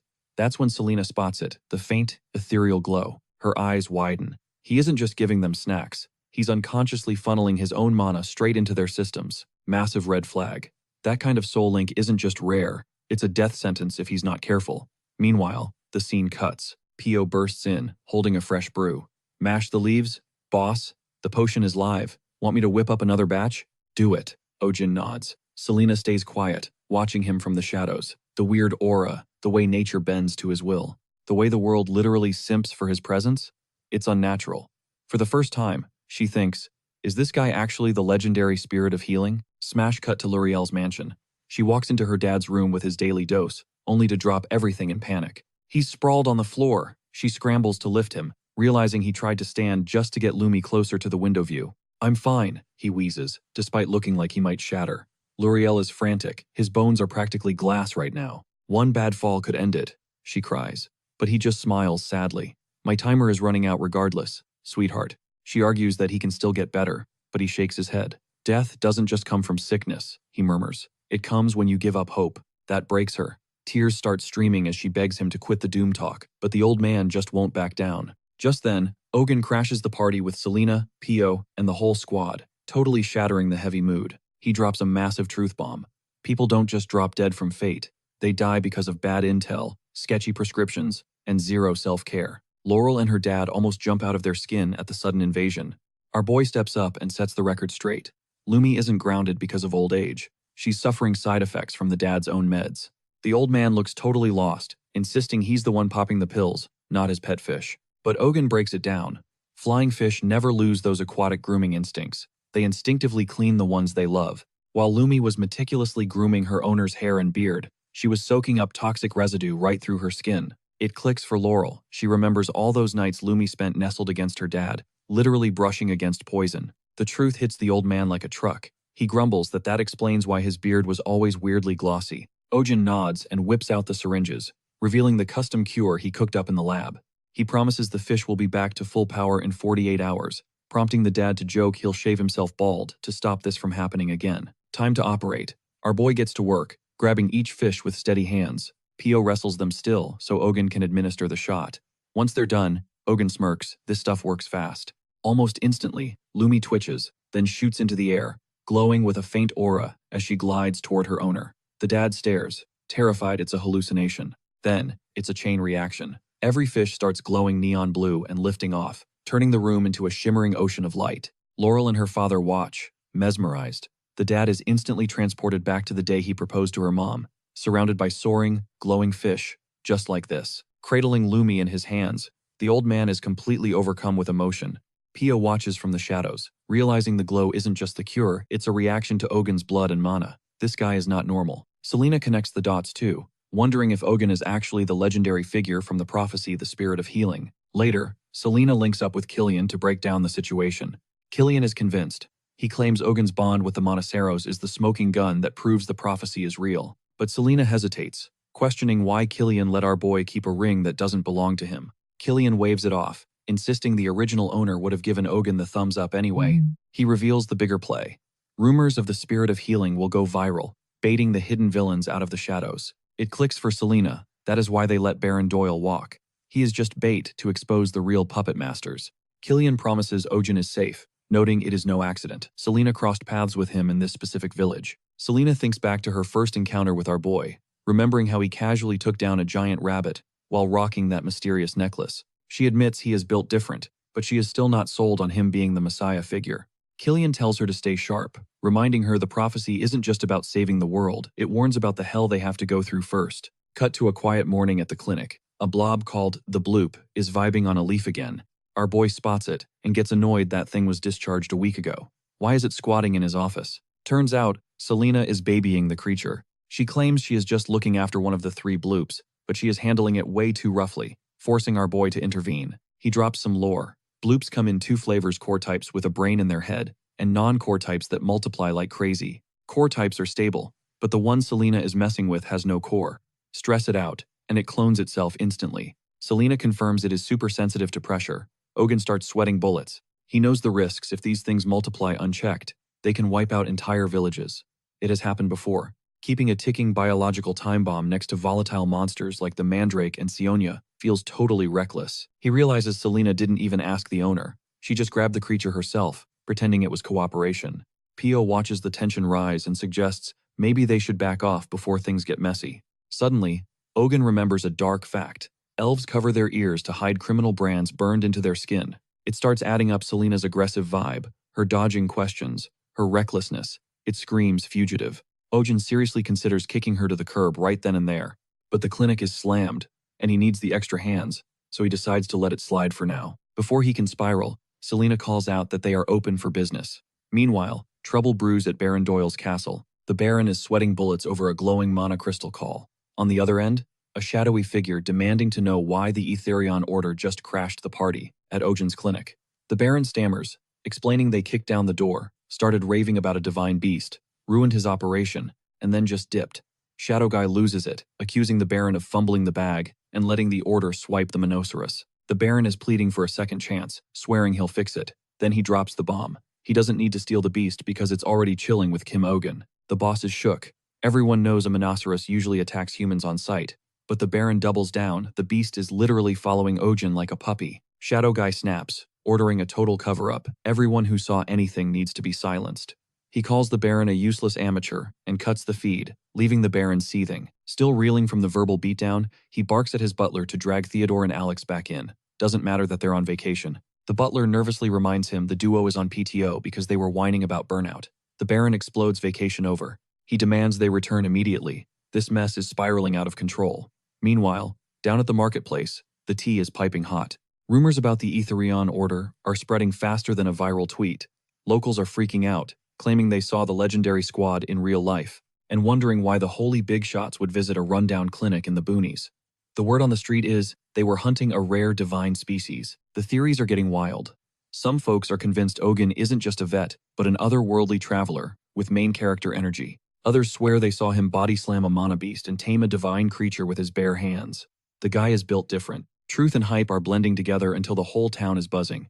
But as the sun sets, the gossip takes a weird turn. People start branding Ogun as the spirit of healing, a figure from ancient lore that was definitely supposed to be a waifu, not a husbando. But now the script has flipped. They claim the spirit is a dude, and whoever gets on his good side is basically destined to rule the world. A stunner with long pink hair is breaking down the rumors with her brunette friend. She muses that this gender swap twist changes the whole prophecy game. Meanwhile, over in the bougie district of Montval, Adrian rolls up to his high-end clinic, expecting the usual VIP rush, but the place is a ghost town. It's dead silent. His butler breaks the bad news. 0 clients since breakfast. Adrian immediately suspects Count Downey is pulling strings to sabotage him. He swears he'll clap back hard. But then his assistant whispers, the real issue everyone's checking out, that new spot in Belmore, Ojin's clinic. Adrian laughs it off, totally convinced that high-class nobles wouldn't be caught dead at a peasant's shop. But his confidence crumbles instantly when the bombshell drops. Lady Marianne canceled her appointment to go see Ogun instead. That reality hits him like a truck, and the rage takes over. He slams his fist on the mahogany desk and demands his carriage. He's about to pull up on the guy responsible for this disrespect. Adrian is the ultimate Nepo baby born rich, genius IQ, insane talent, and a face card that never declines. So, everyone thought it was weird when he decided to become a vet. But his reason was simple. He had a soft spot for people who were obsessed with their pets. He'd turn on the charm, reassuring panicked owners that their fur babies would be just fine, loving the ego boost from playing hero. Adrian was strict about keeping business and pleasure separate, except for one person, Lady Marianne Astrid. The second she walked through his doors, he was a goner. He convinced himself the universe made him a vet, just so he could treat her unicorn. But that fantasy turned into bitter jealousy the moment he found out she picked some random commoner to treat Lulu. Furious, he shuts down his clinic early and speeds off to the Astrid estate. At the mansion, Marianne's mom greets him with a fake smile and zero interest, asking why he's crashing their place uninvited. Adrian tries to play it cool, acting concerned for Lulu. He implies that letting some random nobody touch a sensitive unicorn is totally irresponsible, but the mom cuts him off with a smirk. Kim Ogun isn't a random guy, she is a woman. That stops Adrian in his tracks. The mom adds that despite being a commoner, this Ogun girl has god-tier skills, and is so drop-dead gorgeous people call her a fairy. This throws Adrian off, and his brain starts spiraling. What kind of woman gets compared to a fairy? Is she a blonde bombshell or a mysterious goth beauty? His daydream crashes when the mom laughs. She just made that whole story up to see how he'd react, and snaps her fingers for security to toss him out. Humiliated, Adrian tries to argue he's not some woman-obsessed creep, just loyal to Lady Marianne. The mom finds that hilarious as the servants drag him out the door. Back in his carriage, Adrian is fuming. He's done playing games. He's going to meet this Kim Ogun face to face. He thinks he's the unicorn whisperer. He knows beasts judge by scent, and they absolutely hate the stench of blood and sweat. And let's be real, unicorns can be super aggressive toward men, but they love cleanliness and fancy scents. So Adrian figured his obsession with grooming made him the perfect candidate. He recalled all the sweat and tears it took to earn a unicorn's trust, developing this whole strategy of bathing twice a day and rocking the exact same perfume as their owner. It worked like a charm. Right after that, he bet everything that some scruffy, clueless commoner would reek enough to trigger Lulu's rage mode. That would be his cue to swoop in, like a total hero, saving the day right in front of Marianne. Just imagining the glory made him blush and giggle to himself, completely oblivious to his coachman, giving him the side eye from the front seat. When Adrian's carriage rolled up to Belmore, a massive crowd was already swarming the clinic, buzzing with excitement over the rare unicorn sighting. Adrian grabbed the popcorn, ready to watch our boy crash and burn in spectacular fashion. But that confidence shattered instantly when he saw our boy just chilling on Lulu's back. The unicorn looked totally zen. The crowd lost their minds, and even Marianne had to admit, she had never seen Lulu let anyone else ride her like that. Adrian froze, his brain refusing to process the scene. He started coping hard. It had to be a trick, probably some dark magic from that elf woman standing next to Ogun. But that theory died instantly when Lulu suddenly snapped and bit the elf's arm, leaving her stunned into silence. Ogun immediately jumped into action, treating the injury and clearing out the spectators, while hushed whispers spread through the crowd.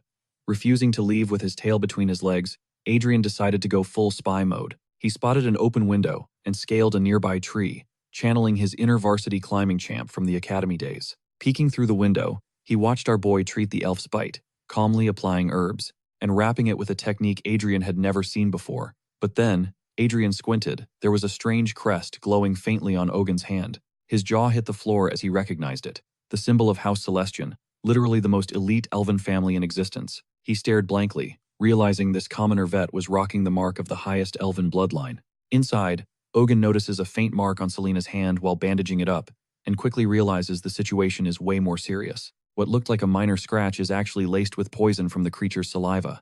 He tells them straight up, they dodged a bullet. Selena thinks back to the creature's earlier outburst, noting that it showed way too much hostility, which is super rare for its species. Marianne apologizes for the drama and insists on footing the medical bill, but our boy shuts it down, admitting they let their guard down. When Marianne points at Selena and asks if she's part of the clinic staff, Ogun explains she's the assistant doctor, handling the prescriptions and all the heavy lifting around the place. Marianne nods, acknowledging the setup, then throws a little shade saying the clinic looks tiny. For a vet with his reputation, that comment sends our boy into a war flashback of his old office. Right after that, he remembers the cramped, noisy nightmare with a clogged toilet, busted heating, and non-stop whining about animals. Before he can spiral, Marianne interrupts, sympathizing with his past grind, and hyping up his achievements. She gets all flustered, and suddenly drops a bombshell suggestion. Her family could sponsor a massive upgrade for the clinic, leaving our boy totally confused if this is a business deal, or if she's making a move. Before the tension can settle, Lulu suddenly snaps and lunges at Pio, throwing the room into total chaos. Both Marianne and our boy scramble to restrain them, while Selena points out that unicorns, despite looking like monoceros, usually vibe well with smaller creatures. Marianne gets offended instantly at the implication that Lulu is the problem, and suddenly she and Selena are trading verbal jabs. Accusations fly about manners, bribed reservations, and rich kid entitlement. Pio grumbles that nobles are built different, earning a death stare from Marianne. As things heat up, Lulu starts thrashing wildly, slamming into a bookshelf and knocking it over. Suddenly, crash, the window shatters and Adrian comes flying through, face planting on the floor hard. Everyone freezes as Selena catches the falling bookshelf mid-air like a superhero. They just stare in disbelief, wondering if the intruder is even breathing. Adrian lifts his head, bloodied but grinning, and greets Marianne with exaggerated relief. While Marianne is shook to her core, Pio yells, demanding to know who this guy is. Adrian stands up and introduces himself grandly. As Adrian Heavencrown kisses Pio's hand and gives a speech about protecting all beautiful life, Ogun watches, disgusted by the theatrical entrance, thinking this guy acts like a clout-chasing influencer. When asked why he smashed through a window, Adrian gets indignant, insisting he is Lulu's primary physician and accusing our boy of mistreating her. The accusation turns into a screaming match instantly. Ogun insists Lulu is fine, while Adrian calls him a fraud and even brands him a scheming bastard. Totally confused, Ogun turns to Selena for an explanation. She breaks it down. It's basically an insult for a toxic player, the kind who baits people like a Venus flytrap. The realization hits our boy way too late, leaving him absolutely shook. Marianne steps in, roasting Adrian for his trash talk. But Adrian doesn't let up, grilling Ojan about his dating history. Right in the middle of this interrogation, Adrian spots a mark on Ojan's hand and throws shade, accusing him of having secret noble ties or something way sketchier. Pio loses it and yells that it's gotta be an engagement ring. The whole squad stares at our boy in shock. Panicked, he stammers that it was a gift from some guy named Killian, which honestly just makes the vibe weirder. But before the questions can fly, Lulu starts shaking like crazy, cold sweat slicking her coat. A split second later, she crashes to the ground. The team scrambles. Ojan is on it instantly, checking her vitals. Pupils are good, breathing is heavy, but she's stable. He barks at Pio to grab a candle and a stethoscope, his brain already solving the puzzle. Adrian watches the scene, then drops a truth bomb. Lulu isn't sick, she's pregnant. He gives her a once-over, and confirms she's definitely expecting. Marianne is in total denial, refusing to buy what he's selling, swearing the unicorn has been on total lockdown in the castle greenhouse. No way this is happening. Selena backs Adrian up, pointing out Lulu's recent mood swings and how paranoid she's been acting. Classic baby mama drama. Ojan whips out a device to listen inside the body. Marianne follows his lead and, through the earpieces, catches Lulu's rhythm, then hears a second, tiny flutter echoing from her belly. The shock is too much. She faints dead away, Adrian barely catching her. Meanwhile, our boy casually introduces the gadget as a stethoscope. Adrian is low-key blown away by the tech, impressed by how it amplifies even the quietest noises. Teaming up, Adrian and Ojan estimate Lulu is about 4 months deep. Marianne wakes up and immediately rejects reality again, insisting Lulu hasn't stepped a hoof outside the greenhouse.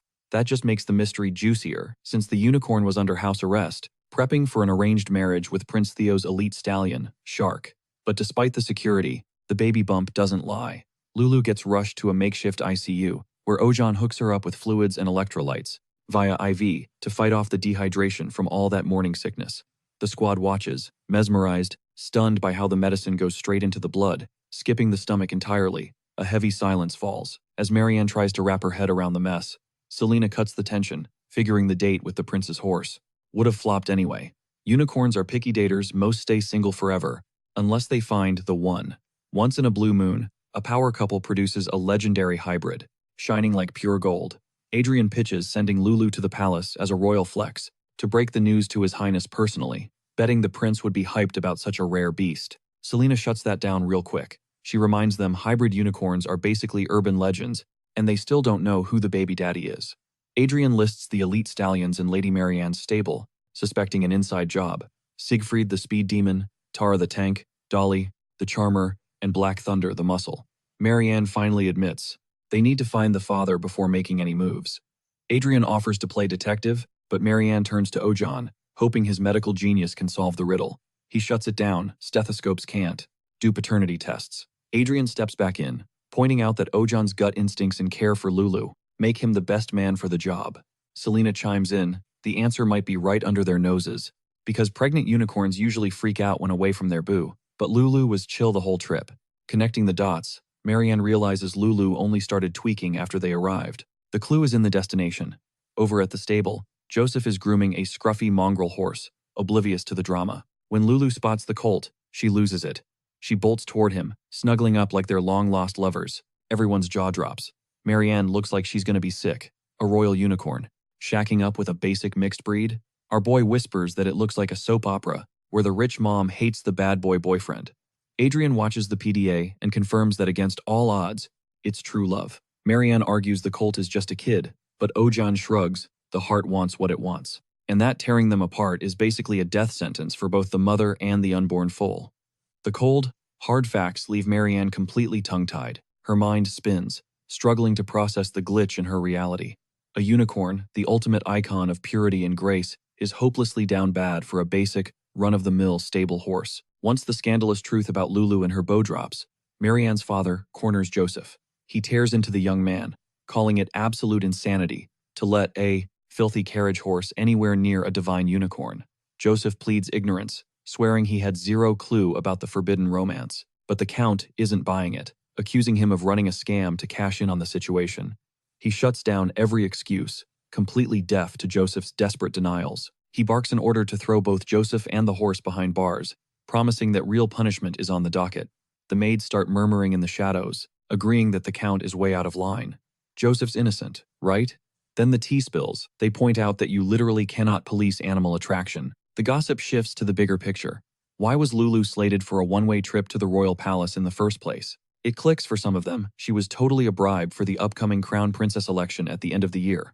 Meanwhile, they drag Marianne into the convo, noting how Lulu could have been living that high-end royal life if the plan hadn't gone off the rails. But nope, she ended up slumming it with a carriage horse. One maid throws shade, whispering that Lulu probably takes after her owner, a subtle burn implying plenty of folks don't really know the real young lady Marianne.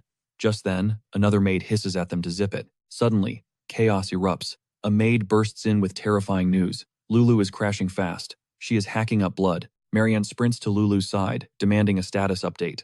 The maid explains the poor creature hasn't touched food due to severe morning sickness, and now she is purging blood. Selena's warning flashes in her mind. Pregnant unicorns get dangerously stressed when ripped away from their mates. Lulu is literally heartbroken, and her body is shutting down. The maid warns that if this keeps up, it is going to be fatal. Desperate, Marianne demands an ETA on Ogden, but the maid shakes her head, saying they sent an SOS this morning, but he is stuck miles away. Gritting her teeth with new resolve, Marianne decides to hunt down a local vet and commands them to bring the carriage horse immediately. The handler drags the animal along, urging it to pick up the pace, while the maids gag and complain about the stench. They snark that jail is no excuse for being filthy. He should have been scrubbed down before getting anywhere near the young lady. The handler insists it is a code red emergency. Marianne snaps, silencing the chatter, and orders the horse inside. The second Lulu locks eyes with him, she bolts forward, pressing her body against his in pure relief. Marianne calls for warm water, declaring she will groom him herself. The maids gasp, clutching their pearls, but she tunes out the drama and orders soup for the unicorn. She starts wiping the grime off the horse with a warm towel, realizing he is just a gentle soul. It hits close to home, triggering memories of how her own parents once nuked her relationship with a merchant's son. She muses that Lulu could have had the VIP lifestyle, draped in jewels, but wonders if this raw, simple love is what Lulu actually craves. Right on cue, our boy bursts onto the scene. He stabilizes Lulu, explaining that while animals have types, they don't do social climbing. Lulu doesn't see herself as a queen above a peasant horse. He hooks Lulu up to an IV and assures Marianne that simply vibing with her soulmate is all the happiness she needs. A bit later, as he administers the meds, he warns that this is just a band-aid, not a cure. The only real fix is letting the lovebirds stay together. Marianne quietly nods. Our boy packs up, saying he has got to bounce back to the clinic, where a line of patients and his assistant are waiting. Even though he secretly low-key doubts she actually cares, Marianne assures him she gets the picture and will handle the aftercare. As they look up, they spot Adrian awkwardly hugging a tree branch, looking totally uncoordinated, trying to get down. He finally flops to the ground, apologizing for being rude, but our boy claps back, calling his climbing skills a literal crime. Adrian insists he was just scaling the tree to check on Lulu and planned to dip right after. Marianne reminds him he should have just asked the staff. Adrian claims he tried but got blocked at the door. Spotting the gadget in Adrian's pouch, Ogden IDs it as a stethoscope and roasts him for how cheap it looks. Adrian, blushing, admits it is still in beta mode. Our boy drops some wisdom, get real gear if you want to be a doc, then heads out to tackle his insane schedule. Adrian watches him leave, thinking Ogden is actually a solid dude. Meanwhile, our boy is thinking the exact opposite, marking Adrian down as a total weirdo. That evening, Lulu finally starts grazing on her own and regaining strength, taking a huge weight off Marianne's shoulders. Adrian comments that love and vibes are the ultimate cure, and gives her props for getting her hands dirty to help. Marianne reflects that her own stubborn ego caused this mess, admitting she should have played matchmaker way sooner. She realizes she might have been jealous of her unicorn, remembering a time when she was just as innocent as Lulu. Over time, she got addicted to the high life, judging everyone by their bank accounts. Adrian shrugs it off, claiming all nobles are built that way. But Marianne starts having flashbacks to her first love back when clout didn't matter, and she only cared about the sparkle in his eyes. She fumbled that relationship for mutual happiness, and now asks the room if she's actually happy or just faking it. Adrian hits her with a reality check. First loves always crash and burn, and that trauma blocks you from seeing the real ones right in front of you. He hints that her soulmate is basically in the room. Marianne looks dazed, finally realizing she's been sleeping on something major, and drops a bombshell she's quitting the princess selection. Adrian thinks it's go time, and secretly palms a ring box. Sensing the vibe shift, he feels this is his main character moment, slides the box over, and clears his throat to confess. But plot twist, she declares she's gonna shoot her shot with Ogun. Adrian glitches out, ears ringing, praying he heard that wrong, and asks her to repeat that madness. Marianne doubles down, saying she'd rather be the boss herself than marry a guy who already has the power. Leaving Adrian paralyzed, she wraps up the chat, thanking him for the therapy session, and hitting him with the Let's Be Friends card. Adrian is absolutely wrecked and swears eternal vengeance on Ojin. Cut to the clinic, Ogun sneezes right as Pio reads a memo. Kyo is getting hired as Lulu's +1, and they want Ogun as the VIP doctor. The offer includes 10 times the usual pay serious cash on the table, but our boy says pass. He explains he's too booked and busy at the hospital to chase the bag elsewhere. Pio groans that this plaque is stubborn as hell after an hour of scrubbing. Ogun checks the patient, a snake getting a deep clean, spots the buildup, and orders a saline blast plus some anti-inflammatory prep. While he's in the zone, he finds debris jammed in the gums and yanks out a foreign object. The owner starts freaking out with joy, revealing that this pet, Shamir, is a legendary beast gifted by the late king, a total family flex, and it just coughed up their missing heirloom. Our boy is unbothered, noting there's still tartar and some teeth gotta go, estimating another 1 or 2 hours. Selena corrects him, make it 5 hours. This beast has a second head. Surprise, Ogun looks ready to cry. The owner tries to hype him up, whipping out a fan art painting of Ojin and Shamir. The owner explains, it's an official masterpiece by their artist, and asks if Ogun digs it. Ojin thinks it's hideous and wants to decline, but the artist is pushy, promising to finish it soon because he's finally found a muse. Mid-conversation, Shamir's eyes snap open. Selena clocks it instantly. Ojin tenses up, did they skimp on the tranquilizers? Selena preps a shield spell, fast, but Adrian dives out of nowhere, blocking her. The spell smacks him instead of the monster. Selena's confused. Wait, isn't that the noble doctor? Why is he even here? No time to think. Shamir unhinges its jaw, swallows Adrian whole, and gulps him down. The room goes dead silent. Everyone is rebooting their brains. Did a dude just get eaten? Meanwhile, the clinic is officially closed, but the line outside is massive. People are salty, complaining they traveled miles for the miracle doctor, while others debate hitting up the rival hospital. And there's Adrian, watching from the shadows, simmering with rage. He can't stand Ojin breaking hearts while playing the spirit of healing. He flashes back to a chat with his aide. The aide described the spirit of healing as a god-tier entity that grants world domination. Adrian laughed it off, thinking Marianne was gullible for buying into that mythology, and believing he was way more spirit-like than Ogun could ever be. His mind drifts back to the stories Ogun fixing a flying fish, turning a demon into a house cat. Legit miracles. The stethoscope around his neck, a gift from our boy, feels heavy. He remembers Ogun asking if he still kept it. Adrian played it cool, acting like he didn't care, asking if there was a spare. The aide confirmed it. Now, perched in a tree with binoculars, Adrian claims he's just here to return the gear, but we know he's obsessing. Below, our boy is treating a hydra, 2 heads bobbing weakly as he scrapes gum gunk, rinses, and medicates. Adrian watches, and against his will, he's actually impressed, realizing our boy's skills are light years ahead of his own, even though Adrian was the valedictorian at the academy. Suddenly, the hydra's tail twitches. The anesthesia is wearing off. Adrian sees the danger before anyone else. As the creature lunges at Selena, he sprints to play hero, and chomp. The hydra eats him in one bite. The crowd gasps. Ojin freezes, processing the chaos while the owner starts screaming. Selena realizes Adrian is currently digestion-bound and preps a spell, but our boy shuts it down. Zoom in.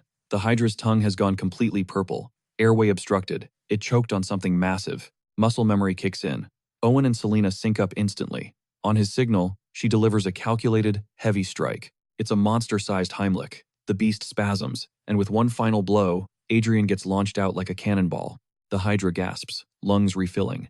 The crowd goes wild, hyping our boy's god-tier medical skills. Owen barks orders. Check the victim. Selena confirms Adrian is breathing, but the guy is out cold. Thanks to that twin magic link, Owen notices Shamir's vitals leveled out the second the hydra stabilized. The impact left some nasty bruising on the scales. Selena slaps on some ointment and schedules a dressing change for later. Our boy turns to the owners. Real talk time.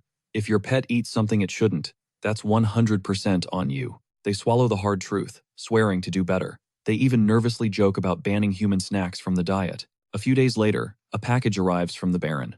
A painting dubbed The Great Rescue Operation. Owen calls it cringe, but it gets worse. They actually commissioned a statue of him pulling Adrian from the beast's maw. Total insanity. The world's lost the plot. Meanwhile, Adrian's snoozing through the drama. Pio and Selena are on vigil duty. Finally, Adrian's eyes flutter open. Total confusion. Who? What? Where? Flashbacks hit him hard. Spying on the clinic, the snake snapping, diving in to save Selena. Then, darkness. Being gulped down whole. He remembers thinking, ironic way for a vegetarian to go. Even considered his next life, maybe coming back as a unicorn with a hot heroine wouldn't suck. Then, agony spikes. Is this birth pain? He begs for it to stop, hacks up a lung, and the coughing drags him back to reality. Selena's hovering. You're awake. Adrian's head is spinning. Is she his owner in this new life? She pushes him back down. Chill. The magic residue is gonna make you dizzy. Nausea incoming. He needs a 72-hour detox. Adrian nods weakly. Then, our boy walks in with a steaming brew. Sit up, drink this. No room for argument. It's a recovery cocktail, bottoms up. Adrian chugs it. Owen mentions a secret ingredient, Mandel leaves. He drops the news. Astrid Manor knows he's here. Crash here for a few days, Owen offers. Adrian tries to decline, not wanting to be a burden, but our boy shuts him down. Doctor's orders, health over pride. Adrian is genuinely touched. Owen steps out to let him rest. Adrian watches the door close, feeling a wave of respect. This guy is legit. Adrian feels embarrassed about his past jealousy, vowing to be a better man, until he spots a paper on the nightstand. Invoice. Loading fee, 500 silver. Meal fee, 100 silver. The grand total reads 66.8 to 6 silver. Adrian stares at the numbers and curses Owen under his breath. Cut to the lobby. A couple is freaking out. Is our fox swapping genders? Owen sighs. It's a metaphor, guys. We're talking neutering. The couple gasps, calling it barbaric. Owen keeps his cool. He hits them with facts. The fox is drained. Raising kits is brutal work, and energy is dropping. The female is wrecked from overbreeding. Got a better idea? He challenges. But she's so young, they whine. Owen asks if they want to calculate the population explosion in 5 years, or if they're secretly running a puppy mill. They deny it, but pivot to emotions. What about her joy? Her pleasure? Our boys heard this script a million times. Constant mating isn't fun. It's rapid aging. It kills their lifespan and ruins their vibe. Faced with logic, the couple crumbles. Pio handles the booking. Our boy is low-key annoyed he almost had to do the admin work himself. He's over it, repeating the same advice is exhausting. Pio interrupts his mood. VIP client incoming, my childhood friend. Be nice. Owen promises to behave. A girl walks in, cradling a massive chicken. Checkup time. Owen scans the bird, feathers gleaming. This bird is radiating health. Pio chimes in. That's Pop, the alpha of the flock. The girl beams. 20 minutes of diagnostics later, Owen gives the verdict. This champ is fit for the prime chicken contest. But the owner isn't sold. He looks skinny, she mumbles. Owen checks the stats, false alarm. She pivots. He had a seizure while sleeping. Our boy shakes his head, likely just dreaming. She presses on, but his throat was sore. Flashback to the scare, Pio is doing damage control, assuring Tia that infection anxiety is totally normal. But after a rigorous scan, Ogun gives the all clear, finally letting her breathe easy. But the peace is short-lived. Pio bursts in, panic written all over his face. Pop is MIA. Tia claims she made a quick pit stop at the restroom before heading out, and poof, Pop vanished into thin air. Ogun immediately goes into lockdown mode, ordering every exit and window sealed tight. Selena commands the waiting room crowd to freeze, announcing a missing animal emergency. The patients start grumbling, complaining that their fur babies get super antsy if they're cooped up too long. Sonia steps in to de-escalate as the pets start acting out. The squad tears the place apart, but Pop is nowhere to be found. Ogun switches tactics, asking if the bird has any specific likes or triggers.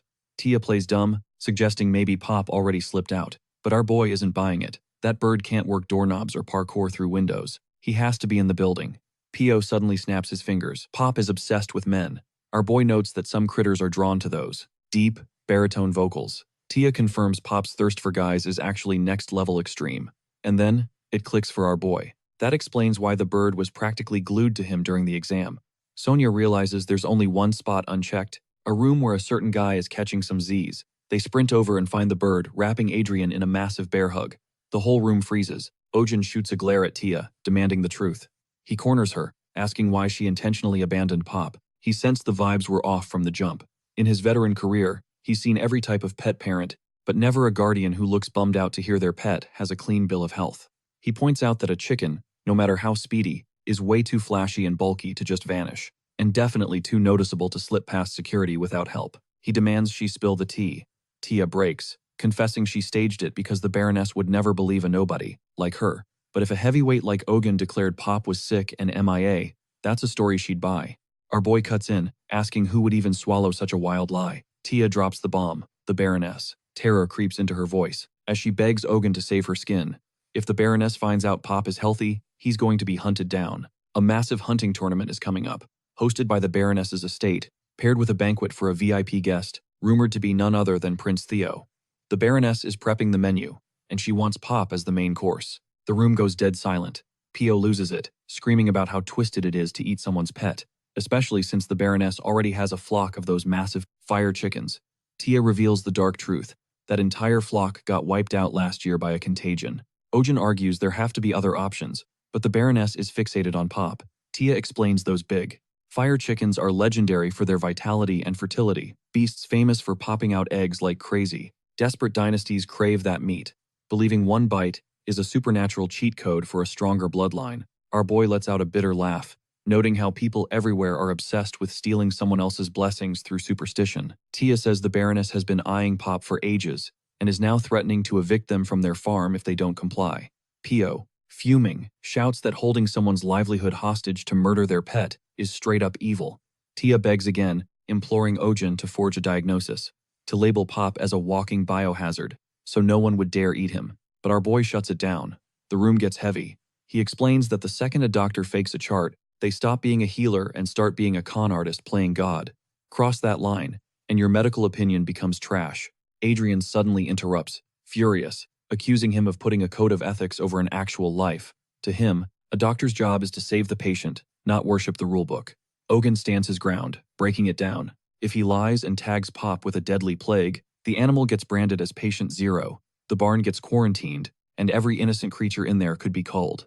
If the truth leaks later, the family could face criminal charges, or become the scapegoats for future outbreaks.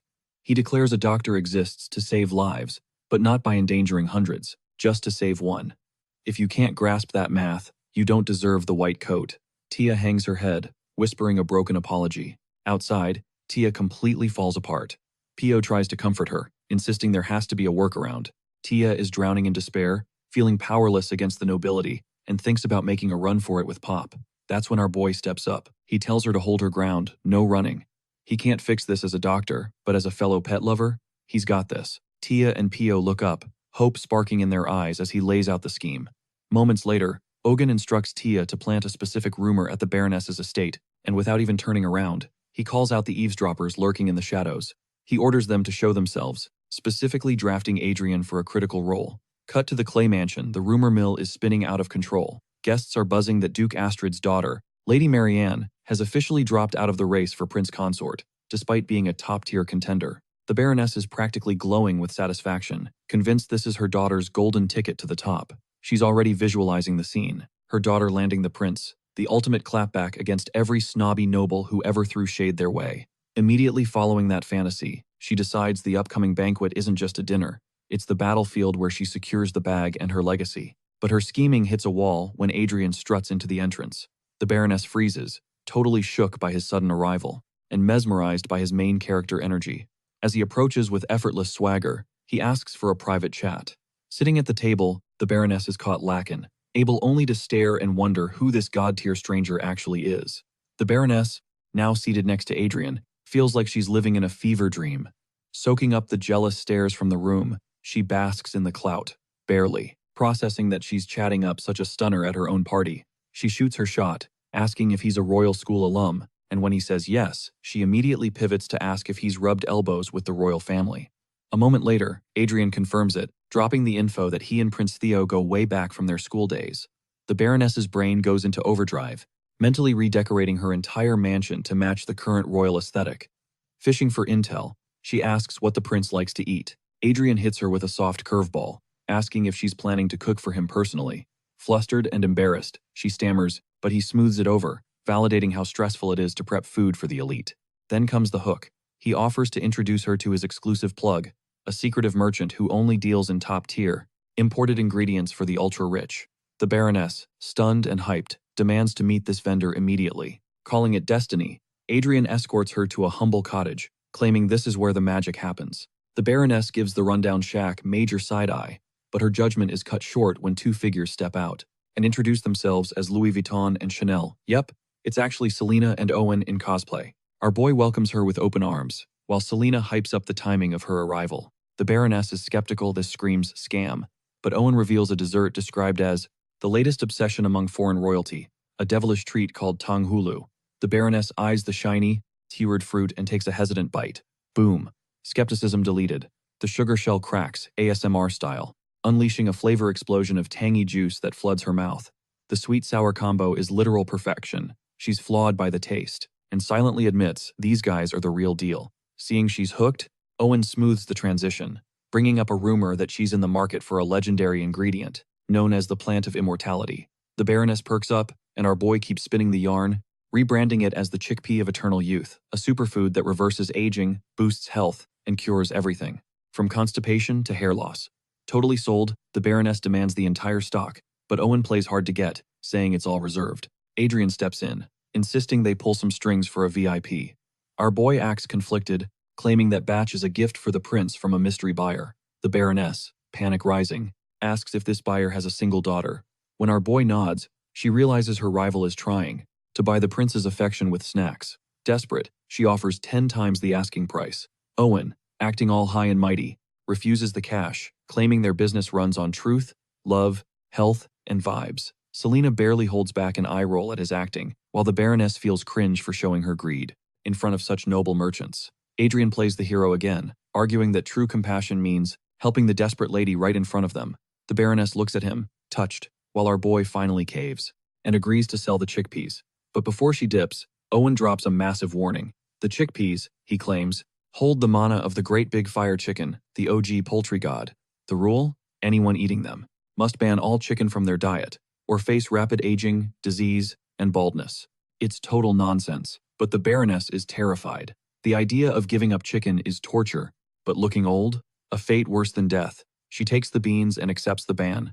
Adrian cracks a joke about old people and their weird health hacks, and our boy laughs along, mocking the superstition. The Baroness nervously agrees, calling the fire chicken curse outdated trash. Later, back at the clinic, the mission is a success. Pop is safe. Tia is practically glowing with gratitude, thanking our boy for saving her friend.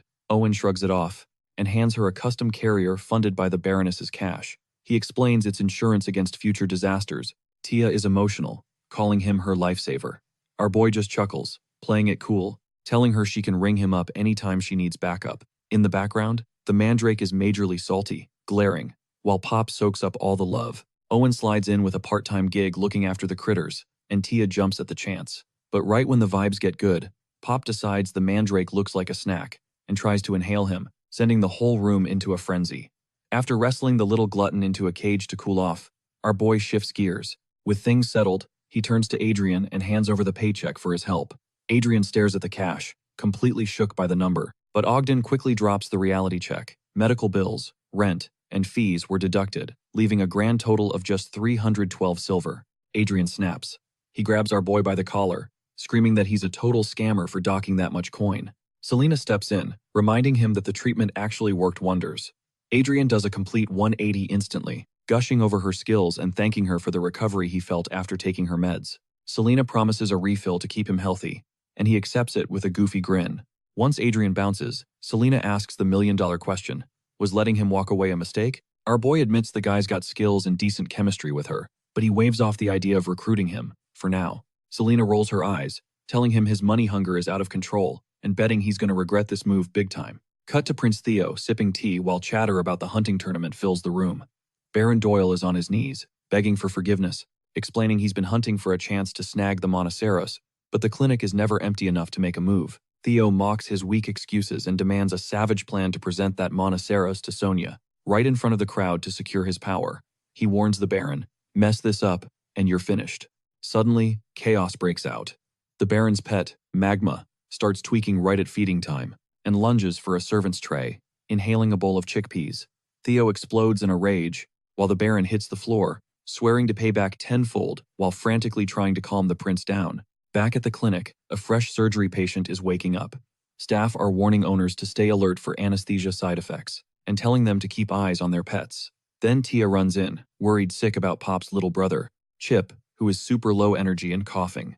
Ogden checks him out, noting a mild cold and weak muscles, prescribes daily meds, and says to take it easy.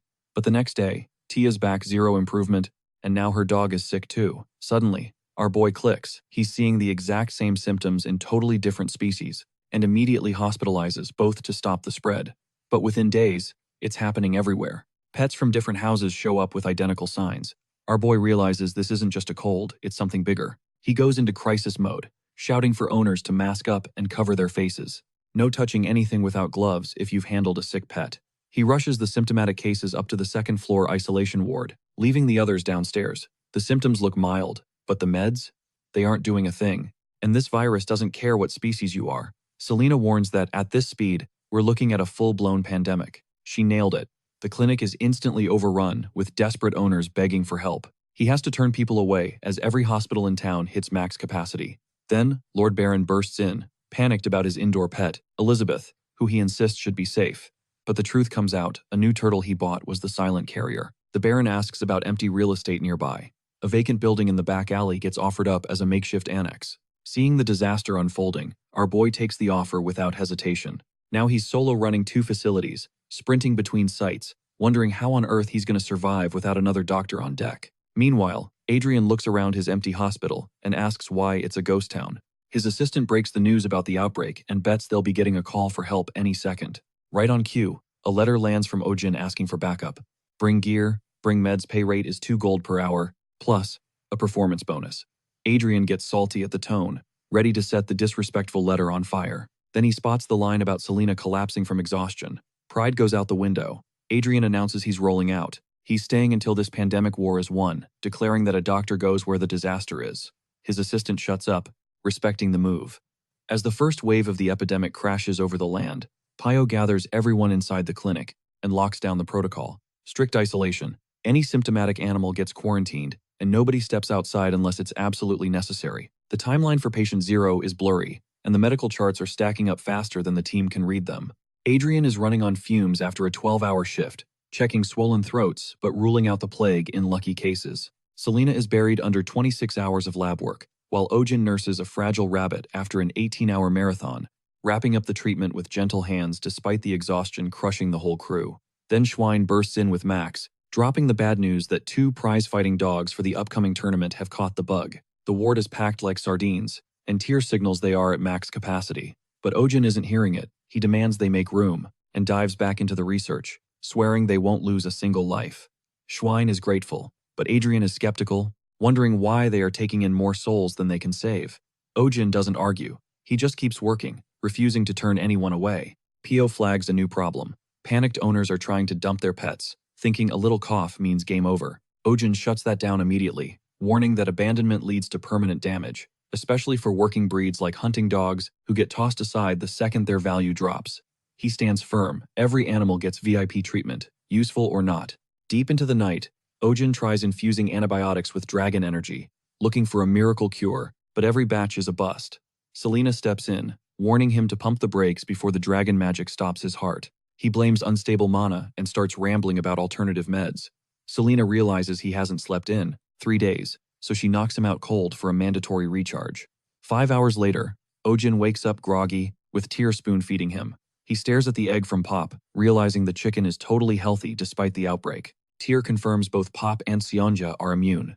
Suddenly, the gears in Ojin's head start turning, scanning every variable diet, blood type, personality, until his focus locks on to Sionja, who is currently getting spat on by the mandrake, the exact same way the plant spat on Pop. That disgusting habit is the shield. Ojin mixes mandrake saliva with a sample from an infected beast, and the gray, dying leaves turn a vibrant green, signaling a cure. The clinic explodes with cheers as the team hails the grumpy mandrake as the real MVP. Now they need mass production. The team argues over methods, but Selena whips up a sugary cocktail, spiked with diuretics. The mandrake chugs it down, and suddenly, the healing drool starts flowing like a fountain. Ojin is stunned by the efficiency as they harvest the essence and start synthesizing the antidote. By sunrise, the nightmare is over, Max's cough vanishes, and his energy spikes. Ojin finally breathes easy as he jabs the last vaccine doses. But just as he signs off on the final chart, thunderous banging shakes the clinic door. Voices from the street scream that Lord Baron is here for Ojin's head. The noble arrives with a squad of goons, drawing a confused crowd whispering about the drama. A moment later, Ojin swings the door open, staring the Baron down as the noble accuses him of manufacturing the plague for profit and scamming the people. Ojin's jaw tightens, remembering the lie he told to keep Sionja off the radar. He points to the fading M-shaped mark on Sionja as proof of his success, calling out the accusation for what it is, a bluff. The Baron doesn't care about the truth, he just wants the cat. Pio steps up to defend Ojin's honor, but the Baron shuts him down instantly. Ojin cuts the tension, agreeing to surrender quietly on one condition. He needs to sedate Sionja first. The Baron hesitates but nods. Ojin shoots Selena a look, signaling for a magical getaway. Selena totally misreads the vibe, clenching her fists instead. Once Seonja is asleep and caged, a faint light pulses from Ojin's ring, giving the go-ahead. Selena doesn't cast a spell. She throws a savage right hook, dropping one of the guards instantly. She snatches the cage and sprints into the mob. The Baron screams at his men to chase her, proving the cat is the only target. Ojin knew it all along. This was a setup. The Baron grabs Ojin by the collar, threatening to tear the place apart, but Pio blocks him, refusing to let the clinic take damage. Adrian steps up to back Pio, staring the Baron down until the noble retreats under the public's judgment. The guards drag Ojin away. Moments later, Ojin leaves the clinic in Pio and Adrian's hands, praying Selena is long gone. Rumors start spreading through the city that Ojin, the guy who slayed the Monoxus, is actually the villain behind the sickness. The Baron demands a public trial, and the whole town is watching. Inside a dark cell, Ojin finally catches his breath after the chaos, until the Baron walks in with his pack of wolves. He demands the cat and the elf's location. Ojin stays dead silent, smirking internally, knowing his friends are safe. The Baron snaps, threatening violence as his wolves start to growl.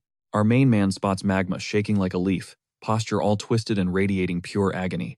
He gives the wolf a quick once-over, noticing bloody urine and 0 energy levels. The verdict? A nasty hernia that's been ignored for way too long. Owen knows it's do or die. This animal needs surgery. Stat. Meanwhile, outside the mansion walls, Selena is laying low with Siona, who is getting seriously antsy. Selena tightens her hold, whispering a fierce promise to keep calm, and swearing our boy is safe and sound. Back inside, Owen locks in the hernia diagnosis and instantly takes charge, ordering the beast moved to a sterile room for emergency surgery. He starts barking out commands for tools, meds, and anesthesia, keeping total command of the chaos. Once the wolf goes under, and the site is scrubbed clean, our boy cuts in with laser focus. The Baron is hovering nearby, practically vibrating with anxiety, while a servant rushes over protective gear to keep things sterile. Owen is in total beast mode during the op, calling for temp checks, timing anesthesia doses down to the second, and demanding every single tool be spotless. The Baron is sweating it, not sure if he can trust this guy's skills. He steps out, second-guessing everything, until a memory of Magma's mom smacks him in the face, reminding him she died, showing the exact same signs. He stares at her portrait, and it finally clicks, she had the same condition. Meanwhile, the Baron's desk is drowning in petitions, screaming for Owen's release. Even Lady Marianne chimes in, representing Astrid's family with a heavy threat. Free the doc, or they're snitching to the king about the false charges. The staff is freaking out over the massive backlash, but back in the OR, success. The surgery is a wrap. The Baron sprints over and sees his furry friend breathing easy. Owen calmly breaks down the aftercare, 1 week of meds, and a follow-up to pull the stitches. Suddenly, the adrenaline crashes, and our boy drops onto a sofa, passing out cold after days of non-stop grinding. The Baron spots the raw, red marks the handcuffs left on Owen's wrists, and quietly orders the guards to never use them again. Back in his cell, our boy drifts off and dreams of home sweet home. He hears his parents' voices ghosting through. Mom is worrying that his clinic is going to tank again, while Dad is grumbling about his stubborn streak, bringing up how Owen turned down med school to be a vet instead. He doesn't get the glory in saving animals, but in the dream, Owen just feels peace. Then, a creature nuzzles up to him, looking like a mix between a cat and a lion, radiating pure warmth. Elsewhere, Theo is grilling the Baron about the missing Minotaur. The Baron spills the beans. The Etherian Order took it. And Selena? She is one of their operatives. Intel links her to some shady elf factions. Theo blows a gasket, trashing the Baron for being so incompetent. The Baron eats humble pie and tentatively asks if he can cut Owen loose, citing the avalanche of complaints from both nobles and regular folks alike. Theo is over it and tells him to make the call. Back at the mansion, the cage door opens. Before bouncing, Owen tells the staff to bring Magma back in 3 days to yank the stitches and hands them a strict care list. A servant brings up a hunting dog with busted knees, and our boy promises to check it out later. He steps outside and finds the squad waiting at the gate. He is stunned when they admit they were about to siege the castle if he didn't walk out that door right then. He hits them with a heartfelt thanks. And just like that, Siona, Mandrake, and Pop charge in, tackling him in a massive group hug. Selena is standing back, safe and beaming, holding Siona close. Owen flashes back to his dream, and the figure that felt just like her, knowing deep down that being a vet was absolutely his destiny. Watching from a high window, the Baron stays silent. His servant nervously asks if they are really just letting him walk. The Baron keeps staring as the servant insists something weird went down. Inside the cell, he saw Monoceros licking the doc's face before disappearing into thin air.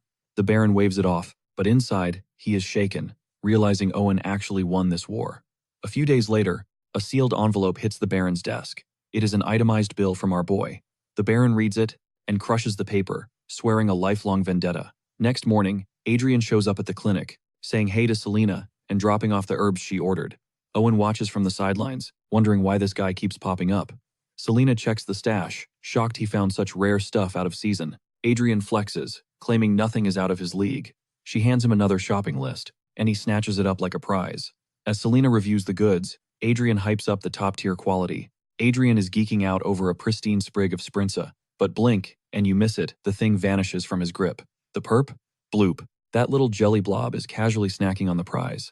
Adrian snaps, reaching in to salvage the goods, but chomp. Bloop sinks his teeth right into Adrian's finger.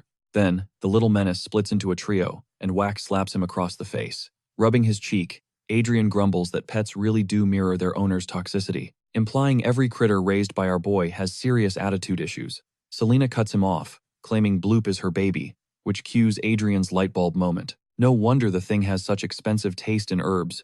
Bloop cracks a mischievous smirk, and Adrian goes rigid. Did that slime just smile at him? Creepy. Selena tosses Bloop into a cage to keep the chaos contained within the clinic walls. But Bloop, aka Ping Ping, he ain't your average blob. He starts narrating his own villain arc, claiming the second-floor herb room is his personal kingdom. Out of the hundreds of critters passing through daily, only 2 hold real power here, himself, and the clinic's enforcer, Kim Seojin's right hand. Even though Xionia is built like a tank with unmatched strength, she knows better than to poke the bear. See, embedded in Ping Ping's forehead is a vision core that lets him clone himself infinitely, unleashing absolute calamity on anyone who ticks him off. When they first met, Xionia's instincts screamed danger and she swung first, but Ping Ping flexed his power, shutting that down instantly. Since then, he's been living the high life under Selena's protection, co-ruling the clinic alongside Xionia. Cut to later that day, an owner bursts in, panic mode, clutching a lifeless pet. It got steamrolled by a carriage. Begging for a miracle, Ojin inspects the tiny body, clears the airway, and barks orders for timed compressions. He goes full ER mode with the CPR, tuning out the owner's doubt. A tense few seconds pass, and cough, the little guy gasps for air. Total shock shifts to awe. It's a bona fide miracle. Ping Ping watches from his cell, actually impressed by our boy's ability to snatch a soul back from death's door. Ojin asks for a single leaf from Mandel. Ping Ping sneers, reminding everyone that Mandel is just a lowly minion, known for his pathetic little dances. He throws shade, but Mandel glares right back, which only makes Ping Ping troll him harder, amused by the silence. Night falls over the clinic, and Ping Ping hits his grind set running on his wheel until he splits into 3 clones, unleashing absolute mayhem everywhere. He stops to admire his stronghold, a VIP setup gifted by our boy, perfectly climate-controlled for maximum comfort. But the vibe checks out instantly. Fury explodes when he finds his precious base trashed beyond recognition. Suspect number 1, Mandel. The plant is smirking from the shadows. Ping Ping sees red, accusing the veggie of rebellion. But Mandel's been juicing on medicinal herbs and stands his ground. Ping Ping wastes no time, roasting him for challenging the king, then launches a strike. Mandel swerves, and Ping Ping goes flying, crashing backward. Dusting himself off, Ping Ping notes Mandel's new stats. He's buffed up, but he reminds the plant, without that pot, he's just compost waiting to happen. With a savage blow, Ping Ping shatters the pot, sending Mandel sprawling into the dirt in total despair. Asserting dominance, Ping Ping demands he bend the knee. But Mandel isn't done desperate and furious. He charges up his ult, a sonic shriek that busts eardrums. Ping Ping senses the nuke incoming, tries to cover his ears, and realizes, uh-oh, his stubby arms can't reach. But the attack glitches, just a pathetic tremble. Ping Ping cackles at the fail, savoring his opponent's total collapse. Moments later, our boy bursts in, investigating the ruckus. He scans the war zone and spots Mandel sobbing amidst the pottery shards. Instantly reading the room, he drops to his knees beside the weeping plant, soothing him, promising it's gonna be okay. Picking up the broken pieces, Ogun cracks a faint smile and decides it's upgrade time. Since Mandel apparently chugged an overdose of supergrowth serum, he's blown up to 1.5 times his size. Our boy preps a luxury suite, a massive pot layered with top-tier soil, and topped off with premium organic nutrients. But as soon as Mandel settles into the penthouse, he starts looking off. Ogun investigates, totally stumped by the plant's lethargy. Selena, watching like a hawk, suddenly yanks one of Mandel's leaves. Our boy whips around in shock, just as a whimpering cry erupts from the plant, echoing through the halls. He flinches, covering his ears, while Selena freezes, realizing she might have messed up. After a heavy silence, Mandel gives a weak reaction. Our boy deduces that constantly yanking him out of his pot has nerfed Mandel's voice, but reassures him it'll reboot naturally. Fast forward to the next day, and Mandel looks terrible, leaves drooping, color faded, like he's aging in fast forward. Ojin starts panicking, terrified the poor guy is going to shrivel up and die. Selena wonders if they skimped on the fertilizer and suggests a double dose, but before she can move, Pio steps in, dropping truth bombs. She warns them against being clueless, insisting that swapping all the soil caused a massive rejection. That familiar dirt is like Mandel's immune system. Swapping it all at once left him too weak to adapt. If they'd waited any longer, Mandel is on death's door. Poe immediately takes command, barking orders to strip the leaves to lock in that precious moisture. They rush the pot to a shady, breezy spot, totally blocking out the sun to shut down the photosynthesis vibe. Ogun whispers to the little guy, begging him to hang in there. That night, under the pale moonlight, Mandel stands freezing still, leaking sap like tears. Enter Ping Ping, waddling in without a care in the world, trying to deliver a playful kick to the dying plant. Our boy snatches him up midair before he can connect. Then it hits him. Ping Ping is the culprit who swiped the medicinal herbs. Ogun starts roasting him for being a greedy glutton, pointing at his expanding waistline. Ping Ping's response? He chomps right down on Ogun's fingers. Bam! Shonja steps in and whacks Ping Ping upside the head. Suddenly, the mark on his body lights up like a flare, panic mode engaged. Our boy senses a dangerous energy spike and screams for everyone to stop before it blows. His necklace activates, blasting a barrier around Ping Ping. It starts draining the mark's power, the division core. The necklace sucks it all in. Ogun gets knocked back as the magical shockwave ripples through the room. A stray pulse zap hits Mandel's pot. Instant revive. The color rushes back, and he's looking vibrant again. He even starts doing a happy little wiggle dance. Our boy is stunned. Selena breaks it down for the class. The juice from Ping Ping's core kick-started Mandel's cells, triggering insane regeneration and a massive growth spurt. Poe is celebrating hard, relief washing over her face, while Ojin lets out a nervous laugh. Selena scoops up the drained Ping Ping, promising his core will recharge eventually. Little dude is out cold. Our boy warns them to keep Mandel's leaves off Ping Ping's menu. Selena just marvels at the genius of the division core that saved their skins. She silently thanks her master for the tech. Meanwhile, over in the Western Forest, there's a spooky legend called The Tale of the Legless Beauty. She looks like a gorgeous woman with flowing hair, but don't be fooled. She's actually a flesh-eating monster with razor teeth and, dragging herself forward with 0 hind legs, this entity manifests the second a baby starts crying. Rumor has it, she's the vengeful spirit of a yokai, totally losing her mind after the death of her child. Pio drops this lore with absolute intensity, swearing on her life it's legit. But Ogun? He isn't buying it, calling the whole thing total nonsense. Pio doubles down, while our boy plays skeptic, pointing out the 0 eyewitnesses. That's when Selena drops a bombshell. She actually spotted signs of this cryptid in the Western Forest just a week ago. Drag marks on the dirt, like something pulling itself along by its front claws. The bad vibes were strong enough to clear the area, which, ironically, let her harvest herbs in total peace. Ojin starts looking nervous, and right on cue, scratch, something claws at the door. Pio and our boy jump out of their skins. Selena whispers that someone is definitely out there, ignoring their frantic signals to keep that door shut. She yanks the door open, revealing Max. Our boy's heart is pounding, but then he spots a piece of Mr. Schweine's clothing clamped in the dog's jaws. Instant panic mode, he thinks Schwein is in trouble and sprints after Max to investigate. Seconds later, he catches up to Schwein, who is perfectly fine and chilling. Schwein looks confused, asking what the rush is, while Ojin lets out a massive sigh of relief. Schwein checks the fabric. It's just a scrap from Max's favorite chew toy. Turns out, the dog was just bored out of his mind, because Schwein's been buried in work lately. Standing in the eerie forest, our boy realizes Schwein is pulling a late shift. Schwein gestures to a trap hanging high in the branches. There's a kitten tangled inside. He explains the grim reality. Poachers are swarming the Western Forest, rigging nets everywhere, and the local wildlife is taking the hit. One trapped kitten is way out of reach, so he heads off to grab a pole. In the heavy silence, Ojin spots deep gouges in the bark, nasty claw marks, like something was trying to climb. Schwein also points out the weird drag marks circling the tree, exactly like a creature pulling itself with only front paws. The mood shifts instantly, the ghost story flooding back into their heads. Suddenly, the sound of sobbing cuts through the air. Our boy begs Schwein to quit pranking him, admitting he absolutely hates spooky stuff. Schwein swears he's innocent, but the wailing gets louder. A silhouette emerges, and they both freeze. Terrified, the legless monster has arrived. But it's not a monster, it's a fox. Ogun clocks the injury immediately. Its hind legs are crushed, explaining the dragging sound. A heartbeat later, the trapped kitten cries out from the canopy, and the fox goes feral, barking and clawing desperately at the trunk.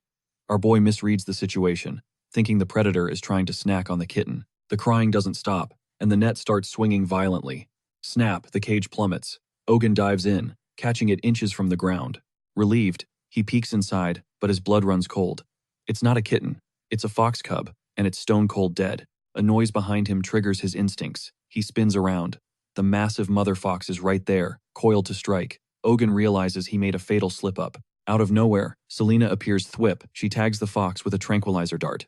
The beast wobbles and hits the dirt, lights out. Selena immediately scans our boy for damage. He's clear.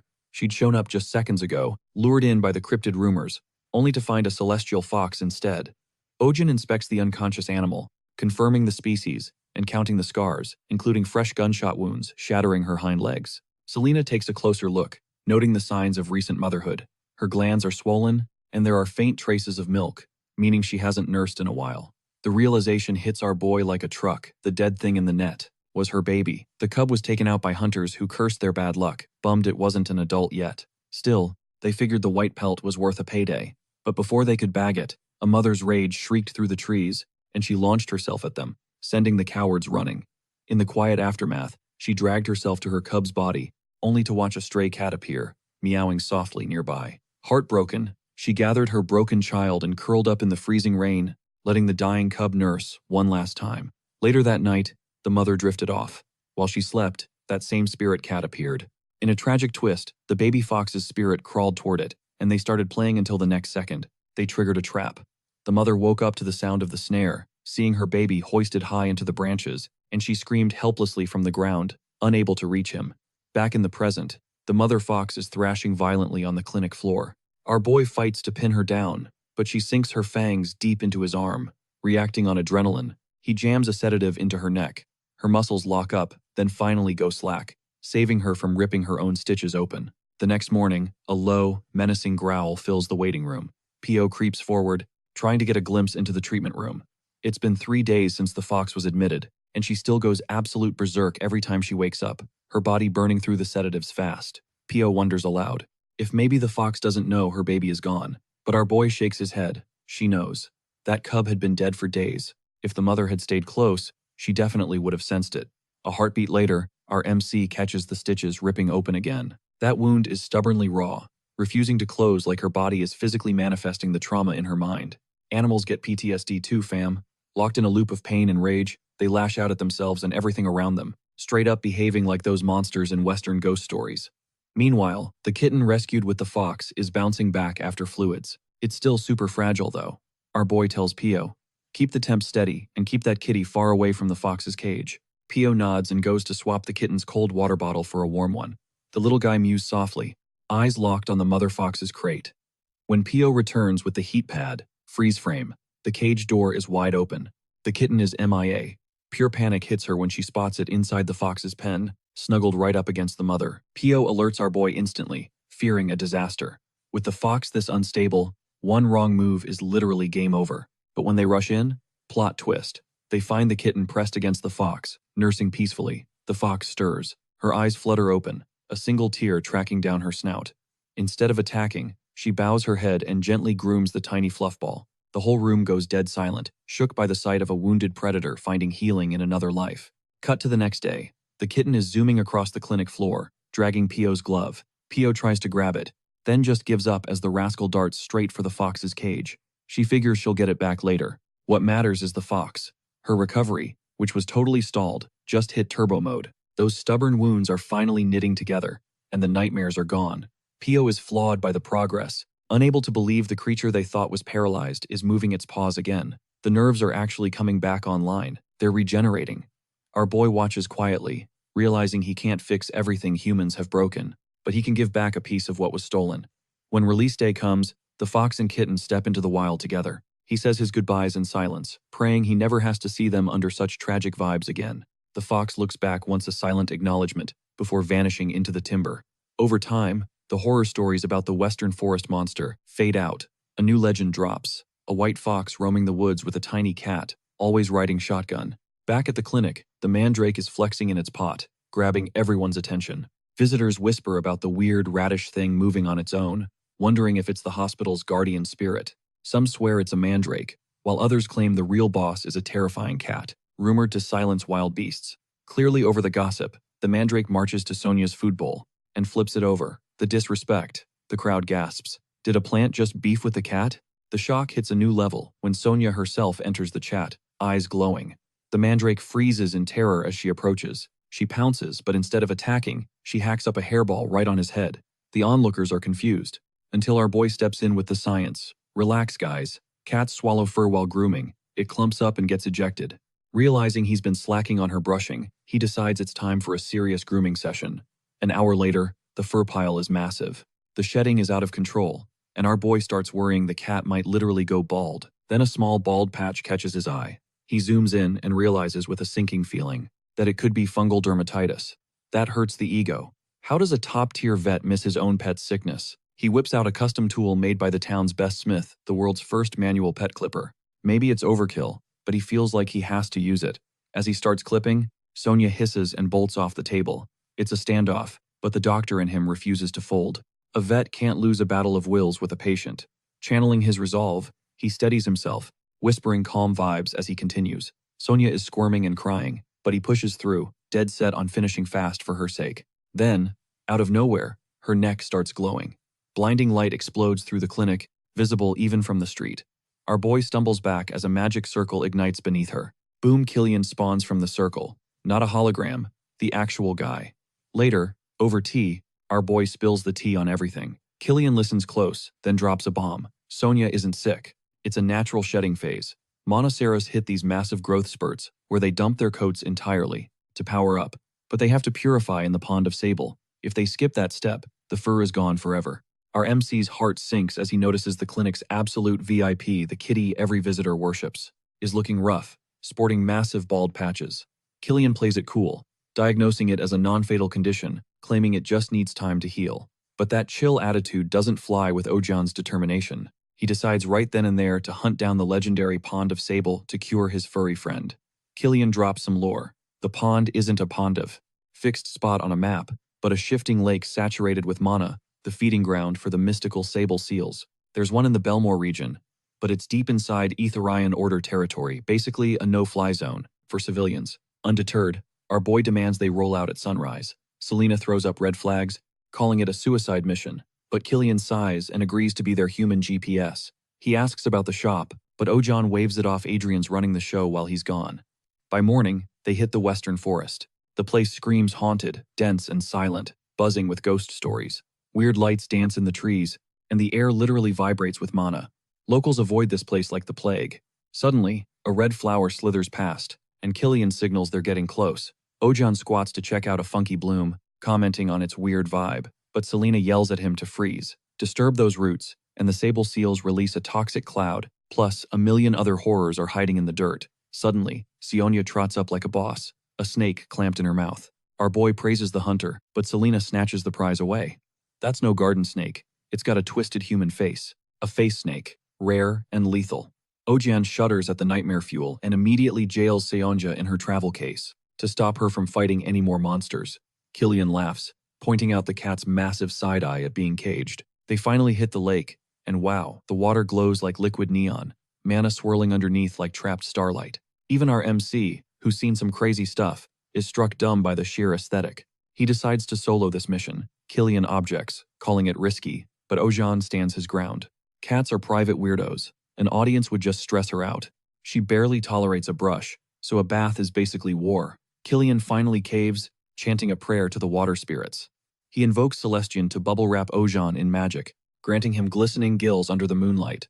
Now immune to drowning, our boy takes a deep breath, steeling his nerves. He cracks a joke about preferring a coma over what's coming next. Still, he scoops up Sionja, bribing her with treats as they sink into the glowing abyss. Her paws hit the water and nothing. No panic, just pure zen. Ojan is floored. A theory hits him. Could she be the mythical water attribute cat? The kind you only get if your ancestors were saints for 3 generations? Sionja floats like a mermaid, her fur sparkling like liquid silver.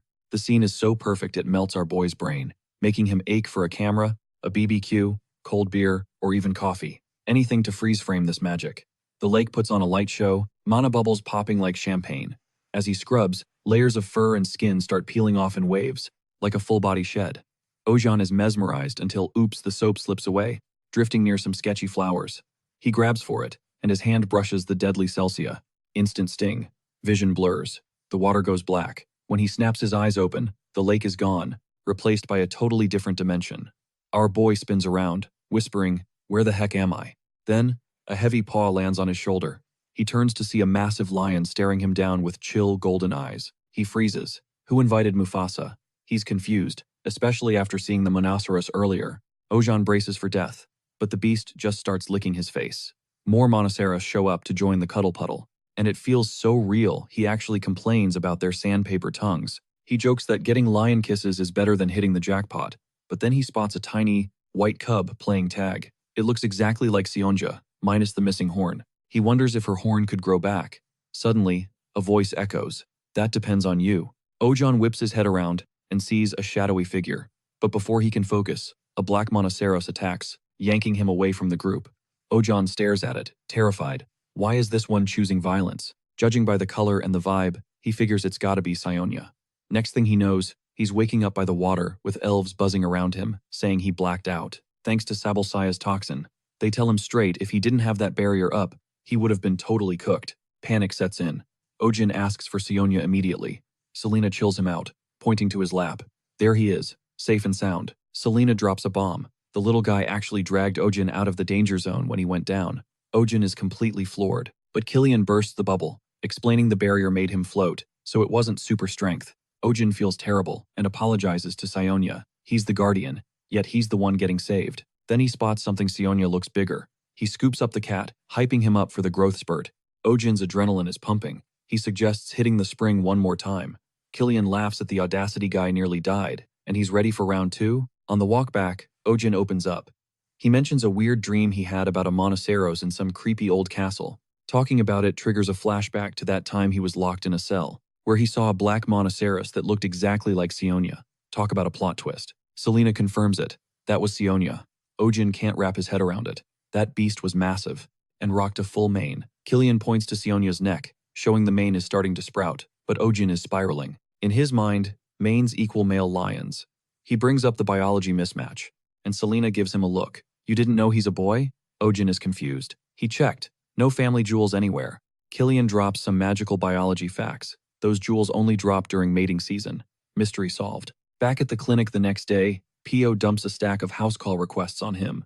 Ojin reminds her they stopped doing those. But there are loopholes. If the patient is a giant monster, too savage to travel, or just plain weird, they make an exception.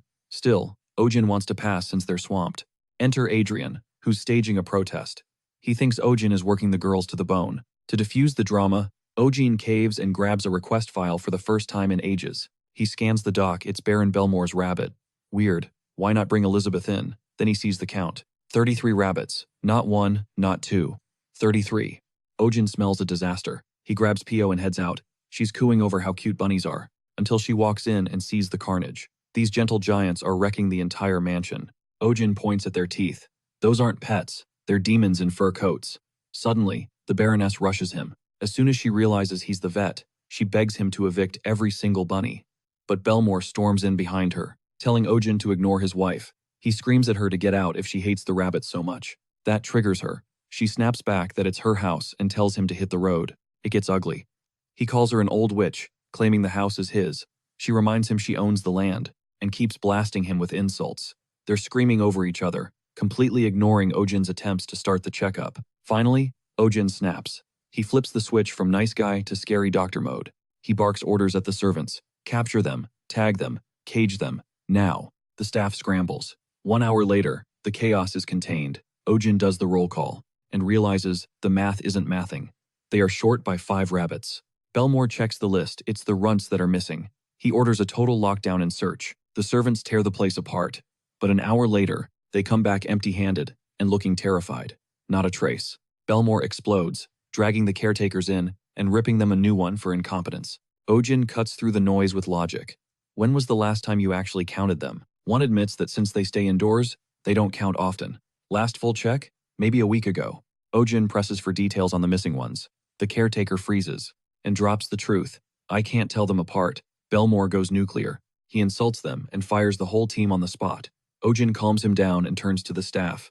Why no ID tags? With this many staff, it should be basic protocol. They make excuses, the rabbits hate the collars, and Belmore banned them.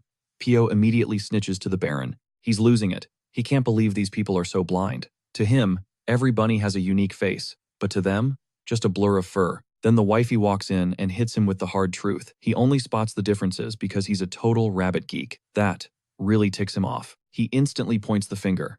It had to be her. She plays innocent, jaw on the floor, but he's not buying it.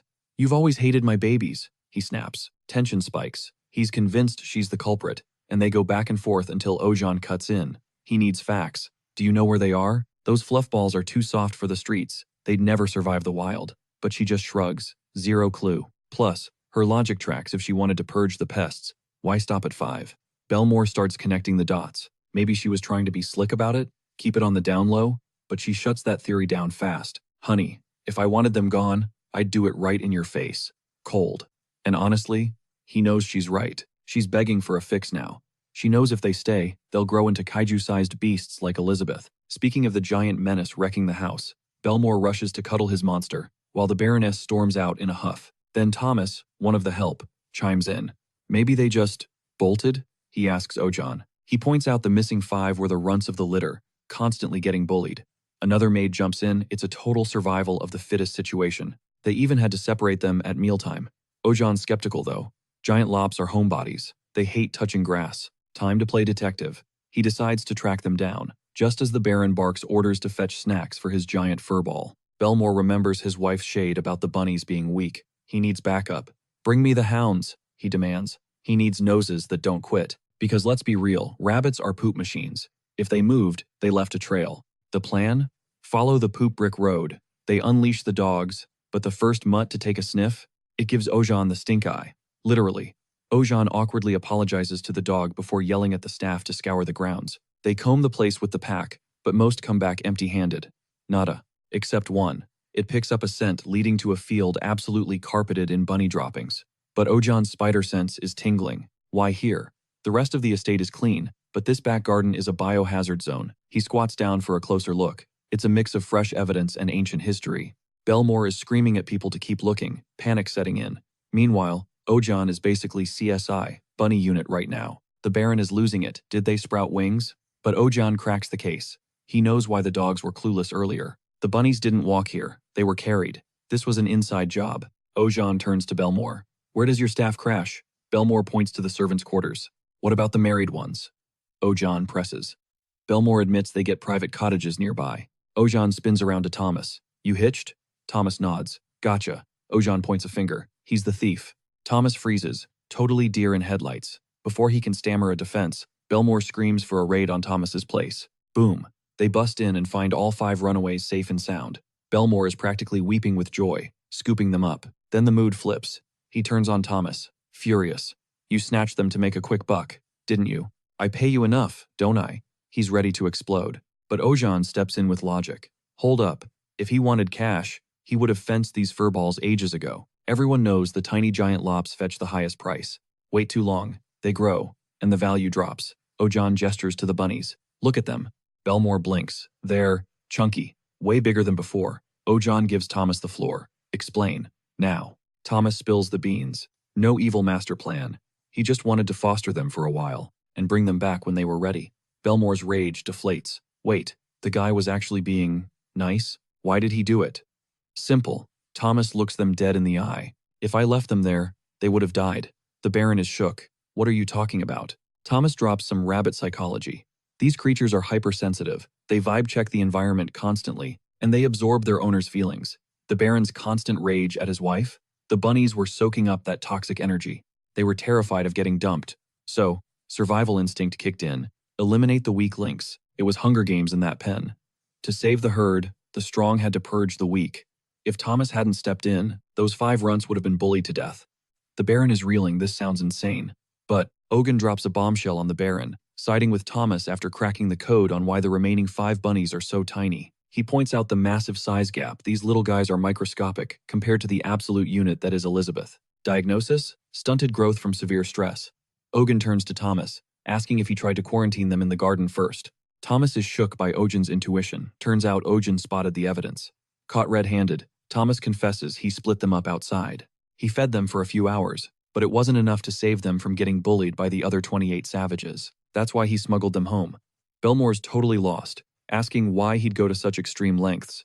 Ogun breaks it down. Thomas is covered in way more rabbit fur than any other servant in the joint. Plus, he ID'd those bunnies instantly without checking their tags.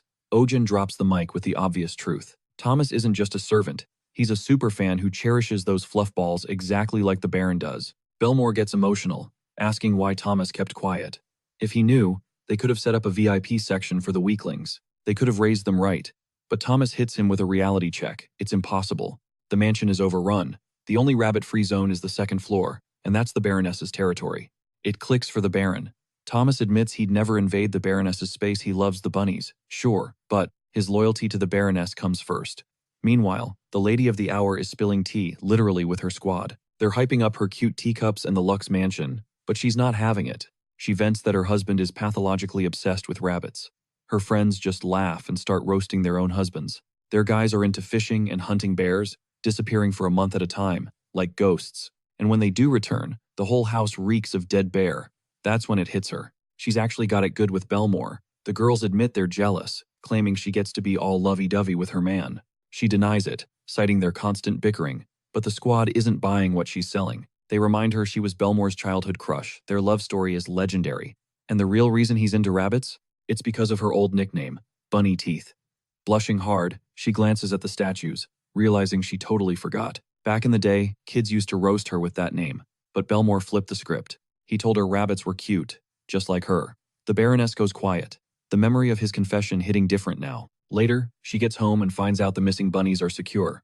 Once they get their shots, they're getting evicted to a new spot, just like she wanted. She's stunned Belmore is actually kicking them out. She's thrilled about the peace and quiet until she sees him sulking, saying a tearful goodbye to his fur babies. Panic sets in. She thinks he's dumping them. She snaps, yelling at him, demanding to know where he's taking them. Who on earth is going to love them more than he does? Belmore is floored that she's actually defending the bunnies. He questions her sudden change of heart, and she admits she's not a fan. But seriously, what kind of parent abandons their kid? He's the one who insisted they raise Elizabeth like their own flesh and blood. Realizing she remembers that promise, Belmore beams with joy.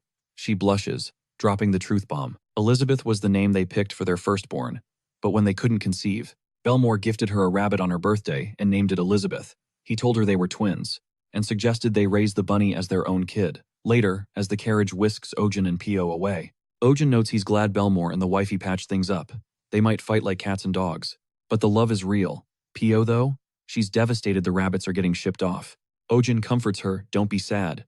Belmore isn't sending them far, they're going right behind his house. She's confused, so Ogun breaks it down. For 33 adult rabbits to live their best lives, they need a forest-sized crib. The Baron suggested using the forest behind his estate. It's his land, after all. He wants to build a legendary rabbit paradise. As he listed off crazy demands, Ogun realized the guy is a total real estate mogul. That's when Belmore promoted Thomas to general manager of the new garden. The job sounds massive, but Belmore insists it's punishment for his crimes. So, from now on, Thomas has to care for those rabbits with his whole heart. And honestly, the guy is over the moon. After getting the scoop, Pio is hyped to see the finished rabbit park, but Owen is mentally listing the chores he needs to neuter an entire squad of rabbits when bam, the carriage screeches to a halt. Heart rate spiking, Owen peeks out, wondering if this is a classic highway heist. He realizes they're surrounded. A gang of hooded figures demands he step out. Owen exits, towering over them. Wait, why are these thugs pint-sized? Suddenly, blades flash. Come with us. Pio cowers behind Owen, whispering, do these bandits sound like they haven't hit puberty yet? Owen steps up, casually asking if they've got a sick pet. The leader doesn't chat, he just shoves a blade in Owen's face. Back off, the kid warns. Owen ignores the threat and barehands the weapon right by the sharp edge. Just as suspected, it's a toy. Wooden junk. Realizing the jig is up, the mini-gang tries to scatter. Not happening. Owen rounds up the brats for a serious discipline session. He grills them. Next time, just walk into the clinic if you need help. Why roleplay as bandits? Then, the truth drops. One kid mumbles that vet bills cost a fortune. Owen's jaw drops. They literally tried to kidnap a doctor to get free healthcare? The audacity is infuriating. He lays into them, demanding the mastermind's name. The leader steps forward. Jack, I'm reporting you to your mother, Owen threatens. Jack panics but insists. We weren't going to stiff you. We had a plan. He digs out a handful of coins, a desperate down payment. The other kids chime in, promising to work off the rest of the debt. Please save Mary, they beg. It's their cow. Owen, being the soft-hearted saint he is, caves instantly and follows them. The trek leads to the boonies. Owen grimaces. Getting medical help out here is a nightmare scenario for any livestock. A flag snaps in the wind. Owen recoils at the symbol, but the kids chill him out. It's just their local faith. They worship Euros, a mythical six-legged cow deity that supposedly guarantees good harvests. Jack gets dark. There are fanatics here. If a cow gets sick, these extremists claim the gods are furious at the owner. They don't offer help. They harass the farmers, branding them as walking bad luck charms. It's total ostracization. The owners get cut off from work because the zealots think the curse is contagious. Owen is horrified. How long does this bullying last? Jack shrugs until the cow dies or recovers. No in between. Owen points out the obvious. Why didn't you just call a vet immediately to stop the rumors? Pio shakes her head. Regular farmers can't afford that luxury, and the trek to a city hospital is brutal. Instead, they rely on gross folk magic, drinking urine, or slapping talismans on the walls, and praying the sickness away. That's why they like you, Owen, Pio adds. Your prices are basically bargain bin. Owen blinks. He thought he was charging market rate. Pio quickly adds. And, you're actually skilled. He decides to ignore the cheap comment. Jack leads them to his home, and the sight stops them cold. The place is plastered in talismans. It looks less like a home, and more like a haunted house victimized by pranksters. Jack's mom steps out. When she realizes Jack dragged a vet here, she crumbles into apologies. We have no money. Please leave, she begs. Owen cuts her off. Forget the fee. It's covered. He waves away her protests. Just take me to the patient. She freezes, stunned, but Owen snaps into doctor mode. Now, she rushes him to the barn. There's Mary, collapsed on the hay. Mom explains the timeline. Trouble started pre-labor. The calf came early. Immediately after, Mary was hit with a scorching fever and a smell that could peel paint. One look, one sniff. Owen's got it figured out. Before he can drop the diagnosis, Jack's dad storms in. He spots the vet and explodes. Get off my property. Jack tries to intervene, but his dad is drowning in despair. It's over. She's going to die, he shouts. The shouting triggers Owen. He flashes back to his past life, a family euthanizing a pet just because they couldn't afford surgery. Not this time. Owen steps in, voice steady. Way too early to give up. This isn't a death sentence. He lies smoothly. Besides, the fee's already been covered. Jack lights up with hope. The dad looks skeptical. Is this guy a scammer? But the mom grabs his arm, whispering that Owen feels legit. Owen ignores the drama and pries open Mary's mouth. Verdict? Brucellosis. How's the calf? Owen asks sharp. Jack nods. The little guy got sick after nursing, but he bounced back. Jack explains he boiled morning broth for the calf. Owen pauses. That's a potent natural antibiotic. Owen is stunned. That's complex chemistry for a kid. How did you pull that off? Jack shrugs. Mix the herb water with milk from a healthy cow. Owen praises the genius move, but Jack just looks down, heartbroken. Since the herbal remedy barely made a dent in Mary's condition, Ojin drops a reality check.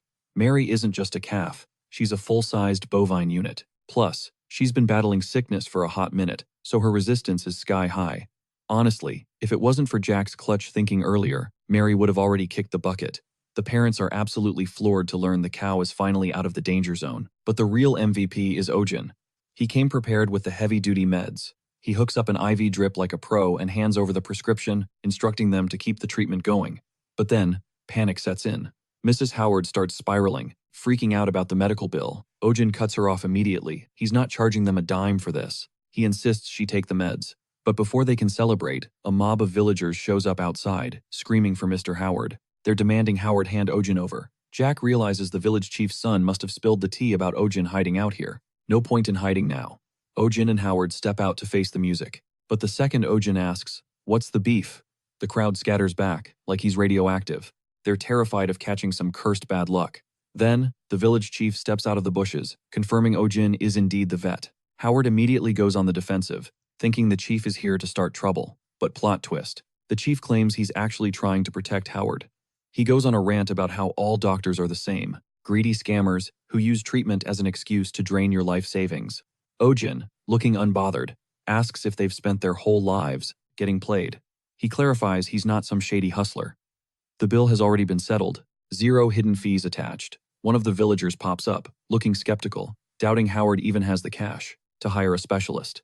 Offended by the shade, Ojin asks if he needs to print out a receipt to prove he's legit. Reading Ojin's serious energy, the mob realizes he isn't bluffing. Now they're confused and panicking, mostly because the priestess is going to lose it when she finds out. Another guy suggests, maybe, just maybe, Ojin can actually save the cow, which would be a win for everyone. Meanwhile, Ojin is standing right there while they discuss his fate like he's an NPC. Finally, the chief speaks up. He says they won't kick Ojin out, but they definitely don't trust him. The ultimatum? Ojin stays put until the priestess arrives. Ojin's trying to figure out their angle here. The villager explains it's a test run. They'll watch the cow's condition to see if Ojin is the real deal or a fraud. They warn him, try anything sus, and you'll face divine punishment. Ojin, now fully fired up to crush this superstition with science, accepts the challenge. He vows to show them the supreme power of modern medicine. He dives back into Mary's diagnosis, treats her with precision, and pumps her full of nutrients. Fast forward a few days, and Mary is fully recovered. Jack's family is beyond grateful, while the villagers are shook that Ojin actually cured a fatal illness. They can't get over how Mary's fur is literally glowing, and Ojin stands there, humble bragging about modern science while acting like it was effortless. Truth is, he went all out just to dunk on their shamanism. He hands out scrolls containing cheat sheets for animal first aid, and DIY recipes for household medicines they can brew themselves. Now, they're not helpless in an emergency. The villagers are totally won over, praising Ojin as a hero. But the village chief hesitates, looking for the catch. He asks Ojin what his real goal is. Ojin's confused, so the man asks again. Ojin realizes the trust issues in this village run deep. The chief explains his trauma. Doctors are usually just merchants trading lives for coin. For decades, whenever their livestock got sick, they begged for help, but no doctor ever showed up. Even during epidemics, the vets only cared about the nobles' designer pets and ignored the countryside completely. Ojin validates the chief's feelings but claps back. Those noble vets were trash who didn't deserve the title. The profession isn't the problem. The people were. He wasn't lying about having no hidden agenda. As a true doctor, he can't walk away from a suffering animal just because the owner is broke. Jack, watching silently from the back, is practically fanboying, vowing to grow up and be a legend like Ojin. Suddenly, the priestess crashes the party, screaming that Howard's barn is reeking of impure energy. She orders everyone to back off. The villagers immediately bow down, apologizing profusely for not rolling out the red carpet. She ignores them, claiming the gods personally sent her on this mission. Ojin checks out her outfit. It's giving Major Miko vibes from his past life, triggering some serious deja vu. She glares at Mary, sees the cow as healthy and huge, and immediately starts chanting nonsense. The men bow, eating up every word. Ojin just facepalms. Amazed people still fall for this level of grift. Ojin just stands there, jaw on the floor, staring in total disbelief. After the priestess finishes her spooky chant, she has the nerve to claim that the gods miraculously cured the cow and demands praise. The villagers, like total NPCs, immediately start worshipping the air. That tears it. Ojin snaps, shouting over the crowd. He screams that he was the one grinding all night to heal that animal, not some invisible spirit. She shoots him a death glare. Realizing he's not a local, she instantly plays the outsider card, accusing him of radiating straight-up unholy energy. Then she cranks up the drama, chanting louder and shrieking that she smells the stench of beasts on him. To Ojin, a literal veterinarian, it's obvious why he smells like animals. But the villagers are shaking in their boots, watching her scream damnation on him. It's a total circus. This whole scene triggers a flashback to Ojin's pre-isekai life, back when exam season turned the med department into a superstitious cult. Students would lose their minds, hoarding lucky bracelets and talismans like they were rare loot to help them pass. The absolute cringe lord of the group was a weirdo who wore the unwashed underwear of a past graduate, thinking the luck would rub off. It was beyond disgusting. Ojin couldn't stand it back then. Med students relying on voodoo instead of science felt completely backward. But when he told them to, actually study, they got super salty. One student even clapped back, predicting Ojin's arrogance would get him cursed, specifically saying he'd open a clinic, only to get warped to another dimension or stuck in a religious witch trial. It sounded oddly specific at the time, like a bad webtoon plot. Ojin laughed it off, but joke's on him, he literally walked right into the weirdo's prophecy. Flash forward, and he's currently starring in that nightmare, being judged by a fraud. Minutes earlier, while listening to her ramble, Ojin asks what the deal is. Jack drops the bomb. It's a trial by ordeal. He has to beg for mercy in a ritual before getting tossed into a pen with the divine bull. If he survives, he's innocent. If not, he gets a one-way ticket to meet the gods. Ojin thinks throwing a human in a bullpen is pure insanity, but reading the room, He realizes he's cooked. As they drag him toward the ritual site, Ojin curses his trash-tier luck, while little Pio sobs his eyes out, watching them take him away. At this point, Ojin decides to flex his dragon authority powers. He considers a protective barrier, but hesitates. It feels kinda lame, so he thinks about just caging the bull with magic. Then he scraps that idea too, because if he scratches one hair on that holy cow, the mob will tear him apart. Suddenly, he hears Jack shouting for his release. The kid goes rogue, scrambling up the barricade. His parents are screaming their heads off, telling him to stop. But Jack flashes the key to the bullpen, threatening to unleash the beast if they don't let Ojin go. He's serious. Ojin yells at the kid to get down, but Jack acts like he does this parkour stuff every day. Ojin keeps screaming that it's too dangerous, and he's right. The bull locks eyes with Jack and charges like a freight train. The boy clings to the fence, but the beast rams it, shattering the gate instantly. Jack loses his grip. His parents shriek in terror as the boy free falls toward the dirt. But then, a glitch in reality happens. He lands softly on a plush bed that poofed out of Ojin's dragon necklace. The crowd freezes in shock, watching Ojin sprint toward the boy. Whispers of, "Is he a wizard?" ripple through the mob.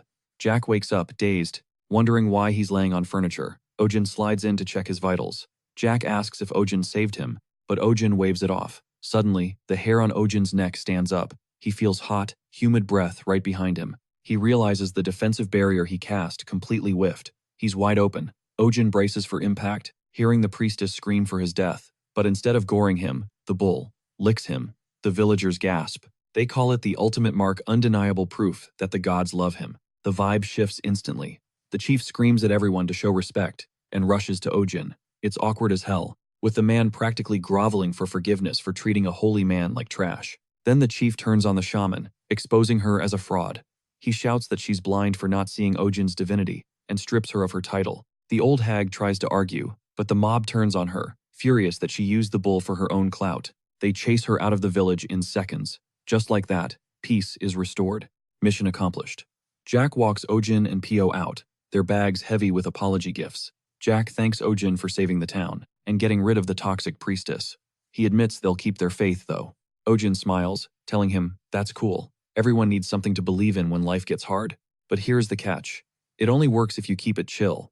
Overdose on the belief mana, and things go south real quick." Jack is totally starstruck. Eyes sparkling, he tells Ojin, "I want to be a legendary vet like you one day." Then he drops the big question. Is it actually possible? Ojin flashes a grin and gives the kid the green light. Before heading out, he drops a promise. "Come find me anytime you need backup." Finally, Ojin and Pio roll into their home turf. They let out a massive breath, ready to crash and burn after the trip. It has been days. Just as they are visualizing their beds, they spot a squad of guys forming a human wall across the road. They are blocking the route. Confused, Ojin steps up like, "Yo, what is the deal? I need to get through here." The guards are not budging. "No entry," they say. Then they squint at him. "Wait, do you know Ojin Hospital?" When he reveals he is Ojin, the officer loses it. He panic yells that Ojin's crib is currently overrun by monsters with leafy hairstyles. Ojin's brain clicks immediately. Mandrakes. He demands to go in right now. The guard hands him a pair of heavy-duty earplugs. "Put these on, or your eardrums will literally explode." Ojin and Pio sprint toward the clinic, but they freeze when they see the scene. It is a war zone. A massive barricade surrounds the building. Guards are swinging sticks, frantically signaling for everyone to cover their ears. They are trying to beat back the horde as the creatures scale the fence. Suddenly, the plant monsters breach the top. They let out a blood-curdling screech. Ojin stares in horror at the swarm of mandrakes. Are those plant zombies? Luckily, the guards knock them back down. Ojin and Pio notice these are not normal. They have multiplied like crazy. And the upgrades are terrifying. Neon colors and mutated voices. One of the guards, fighting for his life, notices the newbies and shouts a warning. The scream isn't the only weapon. Watch out. If those things take a bite out of you, you contract a nasty skin rot. And it is highly contagious. That explains the quarantine zone. They have locked the infected inside the perimeter. Suddenly, fierce banging on the gate. Someone is screaming to be let out. The guards hesitate. "No way, you are infected." The voice screams back. "I am clean. The rash is gone." The guard demands proof. "Show us skin." An arm shoots out, smooth and healed. They crack the gate open, and out stumbles Tor. The boys rush over, panicked. "Tor, what happened?" She catches her breath and drops the intel. A swarm of hundreds of mandrakes blitz the village out of nowhere. Most people scrambled away, but she took a bite. Ojin checks her ears, but she waves him off. "I am good." Selena and Adrian saved us. They are inside right now, passing out meds. Ojan realizes Selena is trapped in the building. He turns to Pio. Get Tor to safety. I am going in. The group looks at him like he has lost his mind. Are you insane? Ojan shakes his head. I can't leave my clinic like this. He steels himself.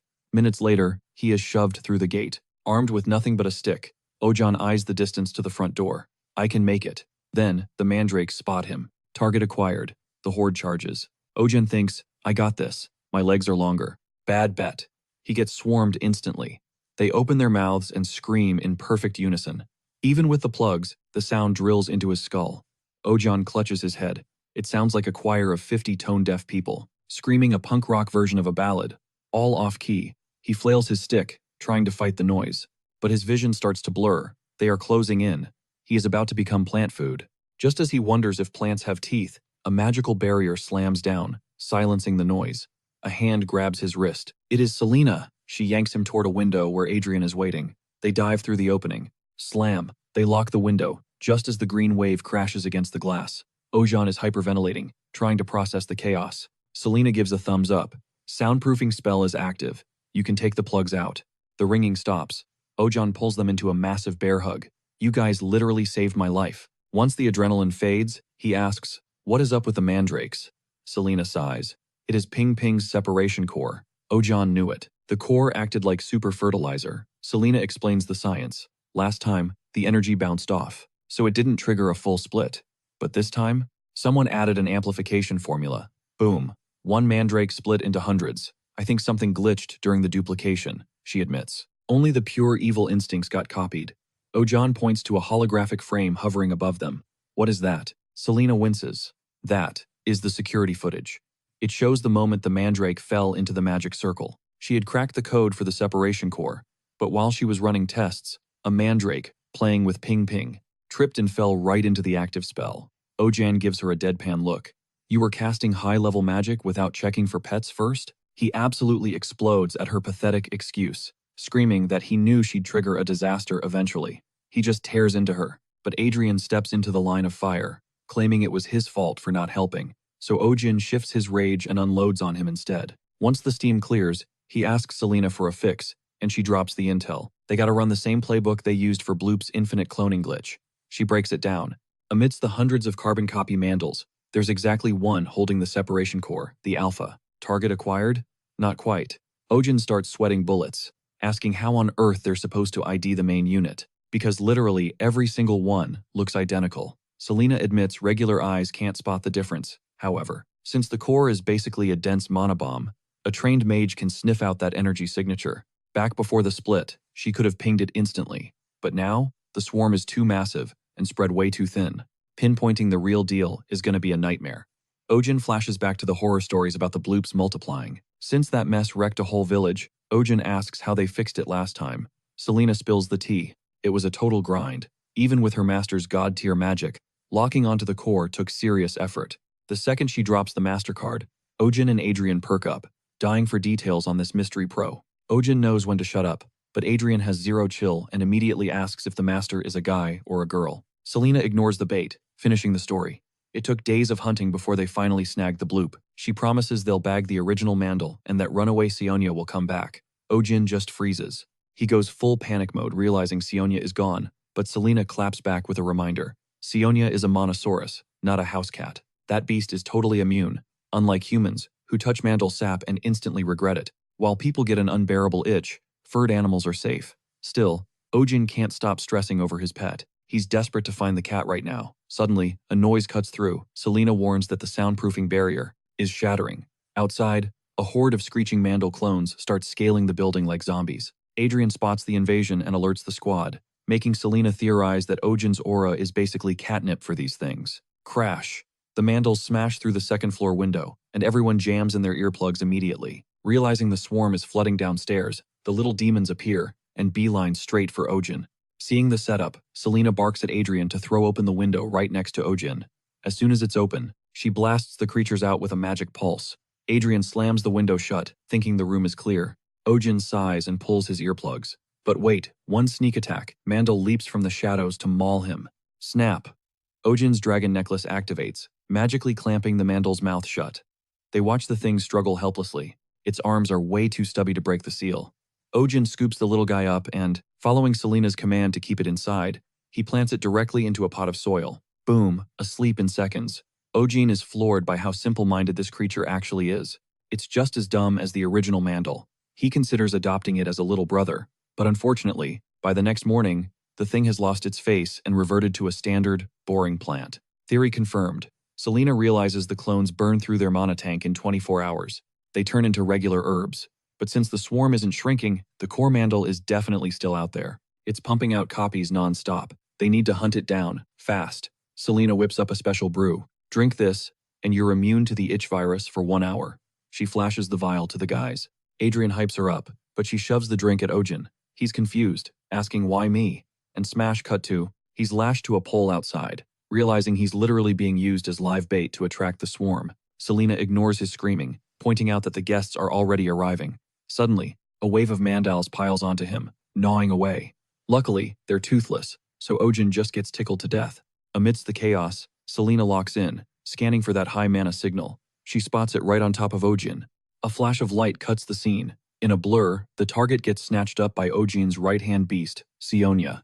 Seeing how wildly it fights back against the cat, Selena knows, that's the alpha, to save Ojin's face from taking any more damage. Selena magically gags the Mandal and binds its limbs before snatching it up. He unleashes a spell, slamming it into the magic circle to violently rip that star symbol straight off Mandal's forehead. The moment Mandel goes silent and the clones drift into a magical coma, Adrian starts popping off, thinking the nightmare is over. But Ojin needs to get down first. Cut to Adrian, who's stuck hauling every single one of those mandrakes into a massive cart. While Adrian's whining about the backbreaking labor, Ojin hits him with a reality check. They're lucky these things were quarantined inside the walls. Ojin inspects a sample, realizing the roots are still kicking. His brain starts churning. It's time to replant. Selena vibes with the idea, pointing out they need to replicate the exact ecosystem of Mandel's original flower pot. Adrian's face drops as he realizes the grind isn't over. Smash cut to a few days later, he actually pulled it off and built the smart farm, with Selena carrying the team, obviously. Ojin surveys the setup, eyes practically turning into dollar signs, anticipating a monster harvest. He's already picturing himself as the world's first herbal medicine tycoon. But Selena immediately stomps on that fantasy. She drops the bomb. These clones are weak sauce compared to Mandel, whose body was stacked with ancient, accumulated mana. That concentrated mana is what jumpstarts biological functions and creates those god-tier healing effects when ingested. But these clones? It performs powerful life activities and shows magical medicinal effects. But in the mandrakes, Selena can't sense a drop of mana in the leaves. They're basically just glorified aspirin standard herbs, nothing magical. Ojin pauses, his mind flashing back to that rural village completely cut off from medical care. Plan B initiated. He hits the streets with his squad, doing a full apology tour for the chaos they caused. He's handing out free ointments, painkillers, and detailed scrolls on animal dosages like it's Christmas. Meanwhile, Adrian is out there rizzing up the local ladies, handing out flowers like a total player. That evening, after the grind, Ojin gives a shout-out to his crew, including Schwein, who pulled up to help. Then he gets real. If this happened back on Earth, he'd be drowning in lawsuits and bankruptcy. Schwein shrugs it off, saying monster outbreaks are just another Tuesday here, leaving Ojin stunned. He wonders how these people survive this insanity. Schwein then spills the tea on the infamous flop ear incident, where those things multiplied like crazy. Entire villages got wiped off the map. He explains that the locals were terrified, thinking the Mandel situation was going to be Flop Ears 2.0, a total apocalypse. But they dodged a bullet. Relieved, Schwein eyes the carriage and asks the big question, what's the deal with the seedlings? Ojin explains there's a village nearby that's desperate for vet care. He's going to set up a supply chain there. Schwein looks nervous, asking if these things are going to scream like banshees again. Ojin laughs it off. Nah, these are domesticated, farmed versions, totally different from the wild beasts. The trade-off? They pack a weaker punch medicinally. A courier pulls up, and Ojin ships the goods to Jack. Schwein gets all emotional seeing Ojin's generosity, calling him a saint. Meanwhile, Selena is shook that Ojin isn't flipping the herbs for profit, like she expected. She starts wondering if he actually was a genuine, caring vet back home. Then Ojin turns to her and tells her to make the call on the smart farm biz. She gives him a blank stare, until he drops the hammer. If you have a soul, you'll work off the debt for wrecking my hospital.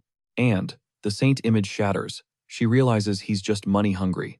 Cut to a few days later, business as usual. Staff is grinding, while Mandel waddles around the lobby without a care in the world. Traumatized patients cringe, praying it doesn't explode again. Ojin and Selena watch the chaos from above, feeling like CEO big shots. Thor, the new hire, interrupts to announce the next appointment. Ojin checks the chart Cerberus. He pauses. Is it the Cerberus? Like, the Greek mythology legend? He's hyped, practically vibrating as he calls them in, ready to meet the gatekeeper of hell. Thor opens the door, and Ojin's excitement crashes. It's a three-headed mutt, attacking itself. He immediately diagnoses them as total morons. Usually, Ojin loves a goofball dog. The scary but secretly dumb type, that melts for a treat or a tennis ball. But this self-cannibalizing Cerberus? It's next-level stupid. The owners, clearly exhausted, drop 3 separate bowls to stop the infighting. Food hits the floor, and the chaos stops. 3 heads, 3 bowls, instant peace. Or not. Draco, the greedy head, finishes first and immediately dives into Pen-Pen's bowl. So Pen-Pen snaps, sinking his teeth in. And suddenly, it's a full-blown mosh pit.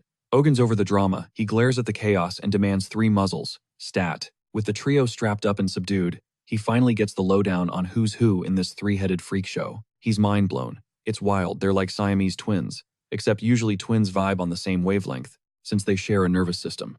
But these guys? Totally different brains. Gerard, the anxious dad of the bunch, steps in with the facts. He drops some lore on Ogun. These heads aren't just rocking different moods. They've got totally different munchy cravings. Draco's the savage one, all about that carnivore life and spotting movement with eagle eyes. Then you've got Kaiba, who's the total inverse, relying on a nose that could track a ghost. And Pen-Pen? He's the chill pill of the group. Dude's got sonar hearing. Since they all crave different snacks, feeding them what they love actually keeps their diet perfectly balanced. Gerard gives them some scritches, pointing out their weirdly perfect chemistry. I mean, they've been literally attached at the hip since day one. He's the devoted type, taking them on daily strolls without missing a beat. Back when, hearing this fluffy backstory, Odin realizes these aren't the terrifying hellhounds of Greek myth. Honestly, he's kinda let down. Gerard switches gears, recounting a nightmare scenario where Draco and the squad suddenly started tearing into their own body.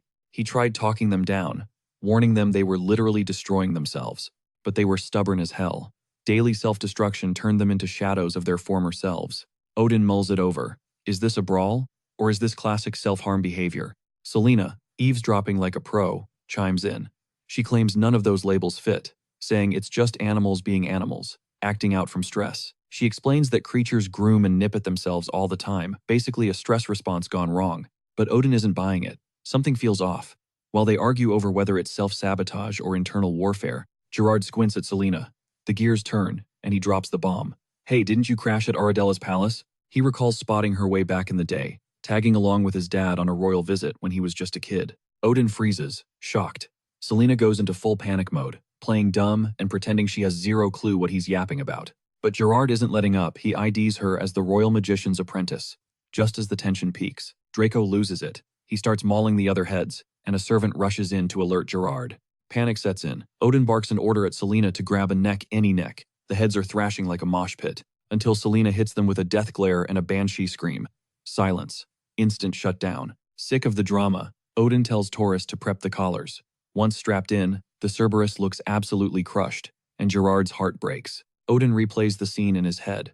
The beast only went psycho while Gerard was chatting up Selena. He asks if the dogs are anti-women, but Gerard shrugs it off. Then it clicks. They don't hate women, they hate his fiancée. And here's the kicker, they've never even met her. Odin probes for details, and Gerard starts gushing, calling her the stunning daughter of Baron Barca. He's dropping way too much info, basically writing a love poem. And Draco hates every second of it. The heads start twitching. Seeing the trigger, Odin yells to kill the collars. He checks Draco's pulse racing but stable. Odin declares the Cerberus needs a hospital stay. Gerard panics about leaving them, but Odin pulls him close. A few whispered words later, Gerard bursts into tears and sprints out the door, promising to return tomorrow. The second he's gone, the dogs launch themselves at the door, clawing desperately to follow their dad. But then Owen signals Gerard to come back in. Boom, instant shift. The dogs are happy, playful. Owen smirks. He solved the puzzle. The self-harm was a performance. Owen turns to Gerard, asking exactly when the biting started. 5 or 6 months ago, Gerard replies. Owen follows up. And when did you meet your fiancé? Bullseye. The timelines match perfectly. Owen drops the diagnosis, the aggression, the insomnia, the fading health. It's pure jealousy. They aren't sick. They're green with envy over the girl. Gerard looks like he just got slapped with a fish. Owen breaks it down. Gerard admitted he's never spent a single day apart from them, since birth. That level of attachment? It's borderline obsession. To those mutts, Gerard is God. The moment he started simping for someone else, their world collapsed. They went into crisis mode, acting out just to force his eyes back on them.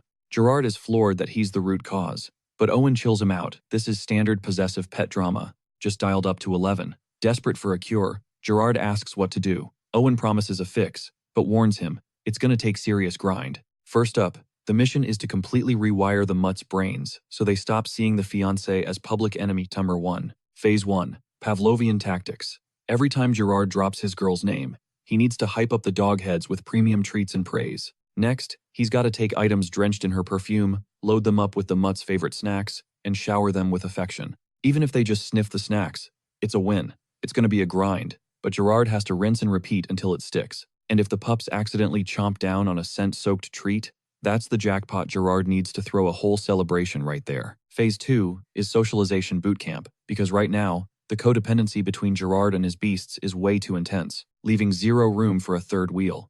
Owen's game plan? They need to dilute that obsession and spread the love around. Owen asks if there's any other wildlife in the castle, and Gerard admits there is, but the local fauna is terrified of the Cerberus. Gerard realizes he's created spoiled monsters, so Owen suggests bringing in a heavy hitter, a beast-type mammal, something that won't wet itself in front of a hellhound. And luckily, he's got the perfect candidate in his contacts. Enter Julian, a massive Fenrir. The moment the mutts lock eyes with him, it's a growl-off, and Julian stands his ground like a boss. The maids and staff try to referee the tension, but it's useless.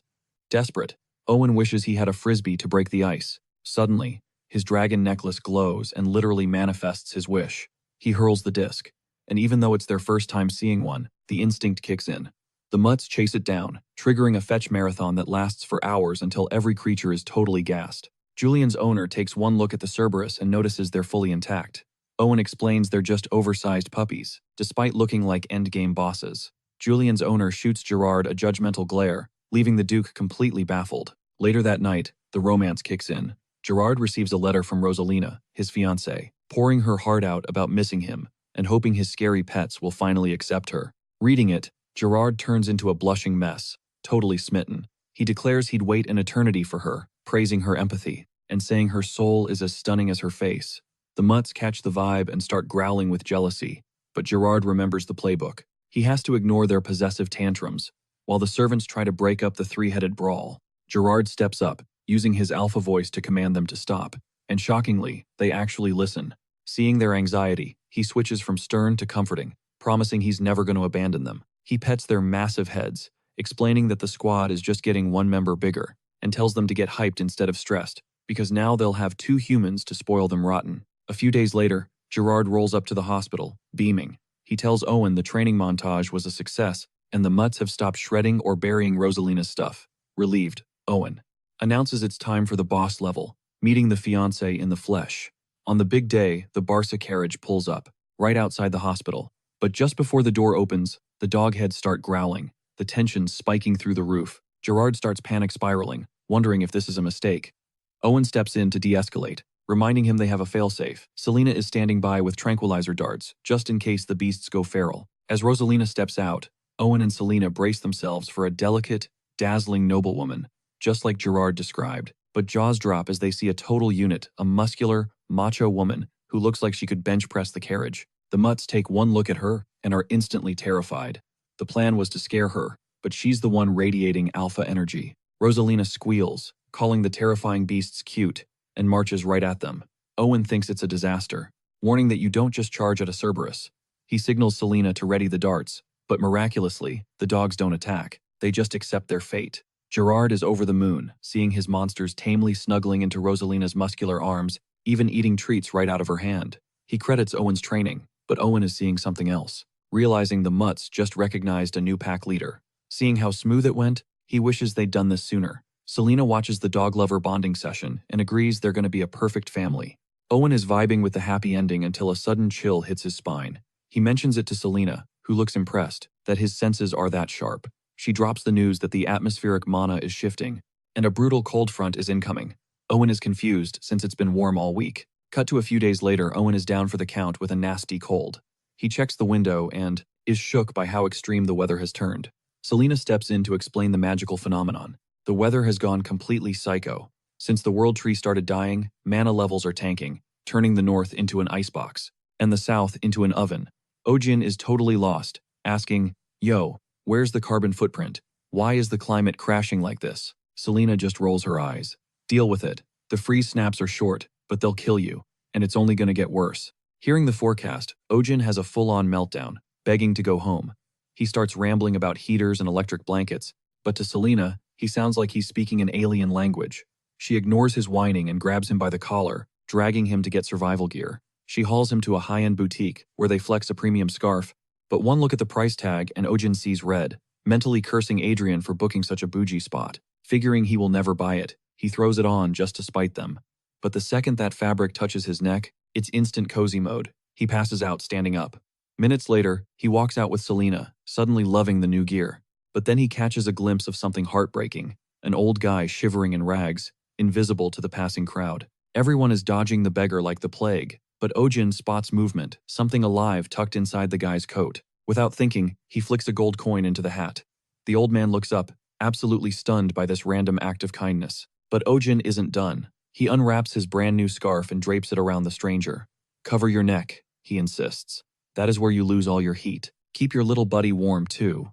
With that heroic mic drop, he rushes back to Selena, teeth chattering, and they sprint to the hospital to thaw out. While they warm up, the tea gets spilled. That beggar is actually a legendary Durka maestro who used to perform with an elder monkey. Ojin's jaw drops. Taming those beasts is nearly impossible. How did he do it? He wonders, immediately suspicious. Is it animal abuse?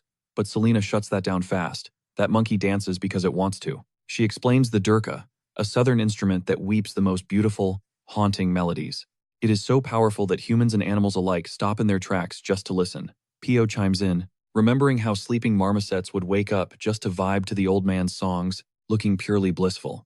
Ojin nods, totally getting it. He recalls how camels back home would literally cry when they heard the sound of the madugam. "So why is a virtuoso living on the streets?" Ojin asks. Pio's face drops. An accident took him out of the game. Now Ojin is hooked. He needs to know what went down. Cut to the old musician trudging back to his shack. Safe inside, he whispers to his coat. Out pops a ball of fur, his pet monkey. The little guy looks up with big eyes. The old man beams, telling his companion that, thanks to the kind stranger, they are eating good tonight, scoring both milk and firewood. He sets the little guy down, stoking the fire, promising that warmth is coming. The monkey crawls out, sniffing the air, and the old man chuckles at its hunger. "Patience, little one. I know you're hurting." But the freeze outside is ruthless. Everyone, pets included, starts catching the bug. Ojin slaps a masks required sign on the clinic door. Suddenly, a familiar face walks in. The waiting room gets tense, people whispering, "Can the beggar even pay?" The guy is hacking a lung up, but Taurus waves him right through to the back. Inside, the recognition is instant. The beggar realizes his hero is a vet and starts thanking him profusely. Ojin waves it off, eyes locking on the bundle in the man's arms. It is Toto, the monkey, and the little guy is wheezing bad. Ojin realizes the truth. The old man didn't spend that gold on luxury. He saved it for the doctor. Ojin puts the stethoscope to Toto's chest. It sounds like gravel. He has had this cold for a long time, Ojin confirms. Once a cold digs in this deep, it is hard to shake. The man worries it is because of old age, but Ojin smiles. He is not a spring chicken, but we can fix this. Then he notices something odd. "What happened to the leg?" The old man sighs. "Carriage accident. 10 years ago." Click. The pieces fit perfectly with Pio's story from earlier. Ojin hands over the meds. "Keep him toasty," he warns. "This cold is no joke." The musician nods, admitting they are southern souls who can't handle this freeze, so they need to move on before Toto gets worse. As the frail pair walks away, Ojin watches them go, noting the man has no family, wondering why a talent like that can't return to his hometown. Selena drops the hard truth. It's the migration tax, basically a massive extortion fee demanded by the region lord just to move around. The further you travel, the steeper the price tag. That's exactly why the old guy is living in absolute squalor. He's dead broke. He is hoarding every single copper to pay that tax once he reaches his destination. He beams at Toto, bragging that Ojin's discount finally let him score a fresh apple. He tosses the treat to his little buddy, promising he'll grind at the construction site tomorrow, just to scrape together enough cash for firewood. Scooping Toto up, he whispers the game plan. Survive this brutal winter, and by next year, they are heading back to the sunny south. A few days later, the temperature tanks. Toto, the loyal soul, waits patiently, his eyes lighting up the second the old man stumbles through the door. But as the monkey rushes for a hug, disaster strikes. The man hacks violently, sprays blood across the floor, and hits the deck. Panic mode engaged. Toto frantically circles him, tugging and pulling, desperate to get his best friend back on his feet. It is useless. With 0 options left, Toto cracks the door open, only to get instantly blasted by a freezing gale. Fighting through the blizzard, the little guy trudges from the shack straight to town, hunting for a savior. Meanwhile, local traders are whining about the garbage weather. Calling it a wrap on a bust of a sales day, they start packing up to leave. Suddenly, they catch a glimpse of Toto. The poor thing is shivering, frostbite setting in. The merchants wonder if he got dumped, but Toto screams his lungs out for help. Sadly, they do not speak monkey. Assuming the owner is on his way, they shrug it off and leave him there to freeze. Desperate, Toto flashes back to the glory days when crowds cheered for their street performances right here in this town. He forces himself up, striking a dramatic pose to entertain. That is when onlookers notice the heartbreaking detail. He is missing a leg. They instantly clock him as the old man's partner, but it is game over. Totally drained, Toto loses his balance and face plants into the snow. Thank the stars. Ojin spots the little guy nearby. He sprints over and scoops him up from the ice. Feeling the monkey burning up with a raging fever, Ojin knows he needs to alert the owner immediately. But he has no clue the old man is already out cold back at the hut. See, back in the day, this guy wasn't just a beggar, he was a legendary musician. His melodies could wreck you emotionally, or make you burst with joy. Even wild animals would roll up and dance to his tunes. Then, tragedy struck. A massive inferno claimed his beloved family and every asset he owned. In a heartbeat, his life hit rock bottom. Awake, he was paralyzed by grief and terror. Asleep, he was tortured by endless nightmares. His musical gift fell apart, and earning a dime became impossible. Just when he thought it could not get worse, fate threw another curveball. While grinding at a manual labor job to survive, he got sick. Toto, trying to be helpful, wandered outside alone. When the man woke up, the monkey was gone. The devastating news hit him fast. Toto had been run over by a carriage. He scrambled to the scene, clutching Toto's broken body, sobbing uncontrollably and cursing himself for letting his friend get so wrecked. Realizing he nearly lost the only family he had left, he swore an oath right there. He would survive for Toto. That monkey was his last shred of hope. He promised to make Toto happy and grind for that migration tax no matter what. The goal? Get them back to their warm hometown. That mission was the only thing on his mind until he blinked awake in Ojin's clinic. Ojin orders him to stay put. It is acute pneumonia. If they had found him any later, he would have been a goner. Panic spikes as the man asks about Toto. Ojin chills him out. Don't worry, your boy is getting the VIP treatment in intensive care. He explains they scooped Toto off the market street where they met before. The little guy was in rough shape. Severe hypothermia had pushed him to the brink of death. Luckily, he is finally out of the danger zone. But yeah, a few more minutes and it would have been a tragedy for both of them. The musician is totally overwhelmed by Ojin's heart. He asks how he can possibly pay Ojin back. I mean, the doctor saved a homeless bum and his monkey? That is saint level. He bows deep, swearing to work off this debt for the rest of his life. Ojin is like, whoa, chill out. Forget the money. Just focus on healing. You need to get strong again for Toto's sake. The man breaks down in happy tears. A few days later, the vibe shifts. Pio rushes in with big news. Lulu just dropped a foal. And not just any horse. This thing has insane golden fur. While working the smart farm, Pio gushes that the whole town is buzzing about this creature. Rumor has it, this foal is going to be a legend. She also mentions that Duke Astra's birthday bash is the hottest topic around.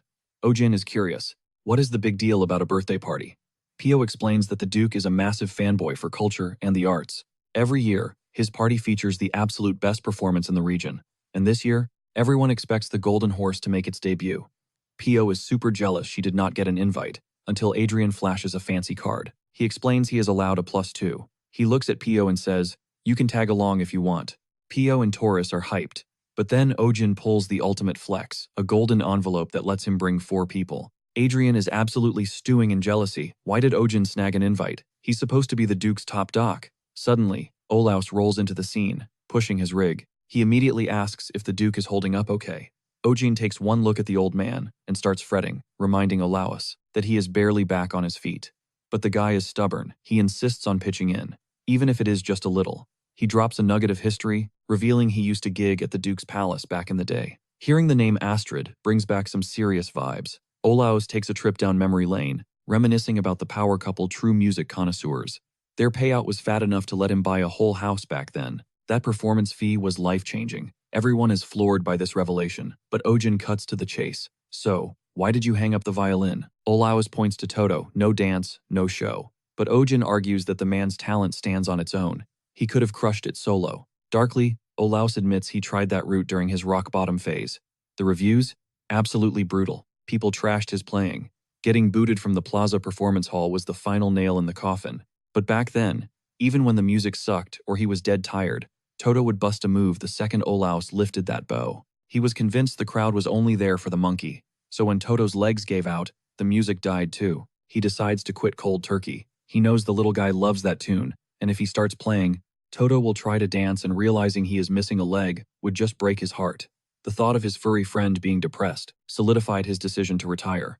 Ojin goes silent, gears turning in his head as he cooks up a plan. Cut to the castle. Astrid gets intel that Olos is still in the hood. He is stoked the musician hasn't bailed yet, wondering if he can catch a private concert. The servant drops the bad news. The monkey, his legendary dance partner, is out of commission. The Duke feels a pang of pity for Toto, but sets the record straight. He loved Olaus's music way more than the dancing. Olaus wasn't a technician, but he had soul, something that hit you right in the feels. That is why the Duke needs an encore. He dispatches a messenger to book Olaus for the birthday bash. The musician is shocked by the invite and tries to decline, citing Toto's condition, but the messenger shuts it down. The Duke knows. Just play. He demands a yes and offers a blank check. Piao starts seeing dollar signs immediately, praying Olaus takes the bag. That cash could create a ticket back to their hometown. Unfortunately, Olaus glances at his buddy and shakes his head. It is a no. Suddenly, Ojin steps up. I will make sure he dances. Olaus looks at him like he is crazy. Regrow a limb? Even for a medical genius, that sounds impossible. He asks how. And Ojin grins. He can't grow a biological leg. But there are plenty of ways to groove, even without a limb. Trust the process, he tells Olaus. The Duke's big day finally rolls around, and Ojin is the main character, swarmed by fangirls praising him for spotting Lulu's pregnancy, and going full action hero to save the Duchess from a snake. Adrian is in the corner, seething, because the rumor mill got it twisted. He was there too. By the time Marianne spots Ojin, she swoops in like a bodyguard, shielding him from the thirst and steering him to his seat. The Duke makes his grand entrance. Happy birthday chants erupt, and he welcomes the squad with open arms. He kicks off the festivities by calling Olaus to the stage. As the musician steps up, the crowd murmurs, "Isn't that the beggar from the market?" They whisper about the crippled monkey, calling Astrid's pity excessive. Olaus raises his bow, hands shaking like a leaf. Deep breath. He promises to do this for Toto. He strikes a note, and the melody instantly captivates the room. And when Toto hears the beat, he hops down. Marianne's eyes go wide as she finally spots him. To everyone's shock, the monkey stands tall. The crowd gasps as the creature reveals a gleaming metal foot. The Duchess immediately connects the dots. This is Ojin's handiwork. She sensed his aura during the Lulu incident. She whispers to Astrid that Ojin is basically the spirit of healing, rumored to have the power to resurrect the dead. Watching the mechanical marvel move, she is officially a believer in the hype. Ojin, meanwhile, is vibing. Toto has adapted perfectly to the prosthetic, moving like he never lost a step. He notes that crafting the fit without a 3D printer was a nightmare, but the blacksmith earned a fat bonus for this one. Olaus is weeping as he watches Toto spin freely, feeling like they have time-traveled back to their glory days.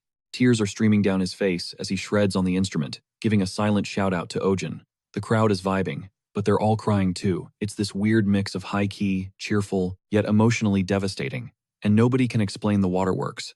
Olaus and Toto hit that final note, sealing their masterpiece, and the audience erupts into thunderous applause. Even the Duke is on his feet, hyping it up as the greatest show he's ever witnessed, which has Olaus beaming with pure joy. After that absolute banger of a performance, Olaus secured a massive bag. With pockets full of rewards, he and Toto finally packed up to head for their dream hometown. But right before they dip, Ojin hands Olaus the blueprints for his prosthetic leg, basically the maintenance manual telling him to find a top-tier blacksmith if it acts up. And if he can't find one, call me. Olaus is shook by the generosity. He bows, sobbing uncontrollably, swearing he'll never forget this solid favor because Ojin basically saved his life. Back at the smart farm, Pio is giving Ojin major props for not charging Olaus a dime, noting that the custom prosthetic probably cost a fortune to fabricate. But then she pauses, wondering if his wallet is hurting after that massive Mandrake Barn expansion. Selena cuts in, cool as ice, telling her to chill on the financial stress, which gets Pio all curious. Turns out, ever since the Duke's birthday bash, Ojin has been drowning in requests, from clients begging him to fix their pet's paws. We're talking desperate nobles promising Ojin the world, literally offering everything from grand castles to arranged marriages with beauties if he can just get their fur babies walking again. Because of that clout, Ogun's cash flow is looking extremely healthy. Later, Ogun is shivering, teeth chattering, asking Selena when this brutal winter is going to wrap up. She hits him with the bad news. It should be done, but this freeze is lingering for another 2 or 3 weeks. That evening, he hauls some firewood out to the barn to keep the heaters going so his mandrakes don't turn into popsicles.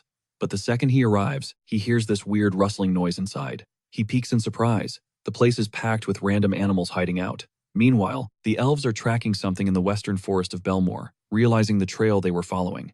Just dead ends right there. They're debating if the creature ran out of juice or actually found what it was hunting, so they decide to keep sweeping the area just to be safe. Back at the farm, Ogun lets out a scream when he sees the zoo inside his barn, wondering if he accidentally stumbled onto Noah's Ark. There are bats, snakes, total chaos, and he's scrambling to stop them from trashing the place. The herbivores are treating his mandrakes like an all-you-can-eat buffet. As he fights a losing battle, Selena appears, cold and calculating, explaining this is just nature's survival mode. When the weather gets this extreme, animals barge into shelters, sometimes even raiding warehouses or attacking livestock. She drops the bomb that usually, an entire year's harvest gets wiped out in these events. Ogun isn't having it. He yells that they need to kick them out, but realizing it's freezing death outside, Ogun's soft heart wins over. He can't let them freeze. So, on his precious day off from the hospital, he's stuck doing manual labor with Adrian, who is absolutely salty about a noble having to work in the cold. While Adrian whines about dirtying his coat, Selena walks by carrying a literal ton of wood, telling him to move. Adrian spots a mud puddle in her path and dramatically throws his expensive coat over it so she can walk across. She steps on it without blinking. He grins, thinking he's smooth, while Ogun watches from the sidelines, realizing Adrian is down bad, like terminally simp levels. Pio and the crew decide to cancel their vacations too, grinding day and night, to build massive wild animal shelters. They engineer these things to be windproof fortresses, installing magical heat regulators to keep the critters toasty. Finally, the team stocks it with chow so nobody goes hungry. They step back to admire the build, and immediately, a horde of animals storms the tents, devouring the entire food supply in 10 minutes flat. Ogun restocks generously, but 30 minutes later, empty bowls again. He sees the animals queuing up like it's a soup kitchen and realizes this is going to bankrupt him if they keep eating like this.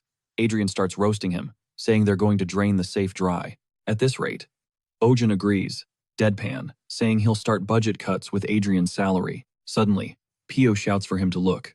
A massive cart rolls up, stacked high with supplies. A note confirms. It's a donation from Marianne.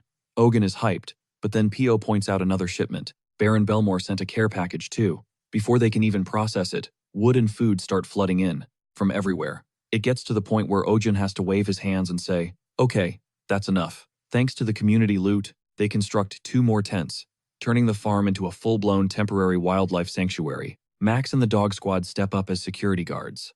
Ogun tells the good boys to chill by the stove, and as he watches everyone working together, he gets a flashback to his college days volunteering at a shelter.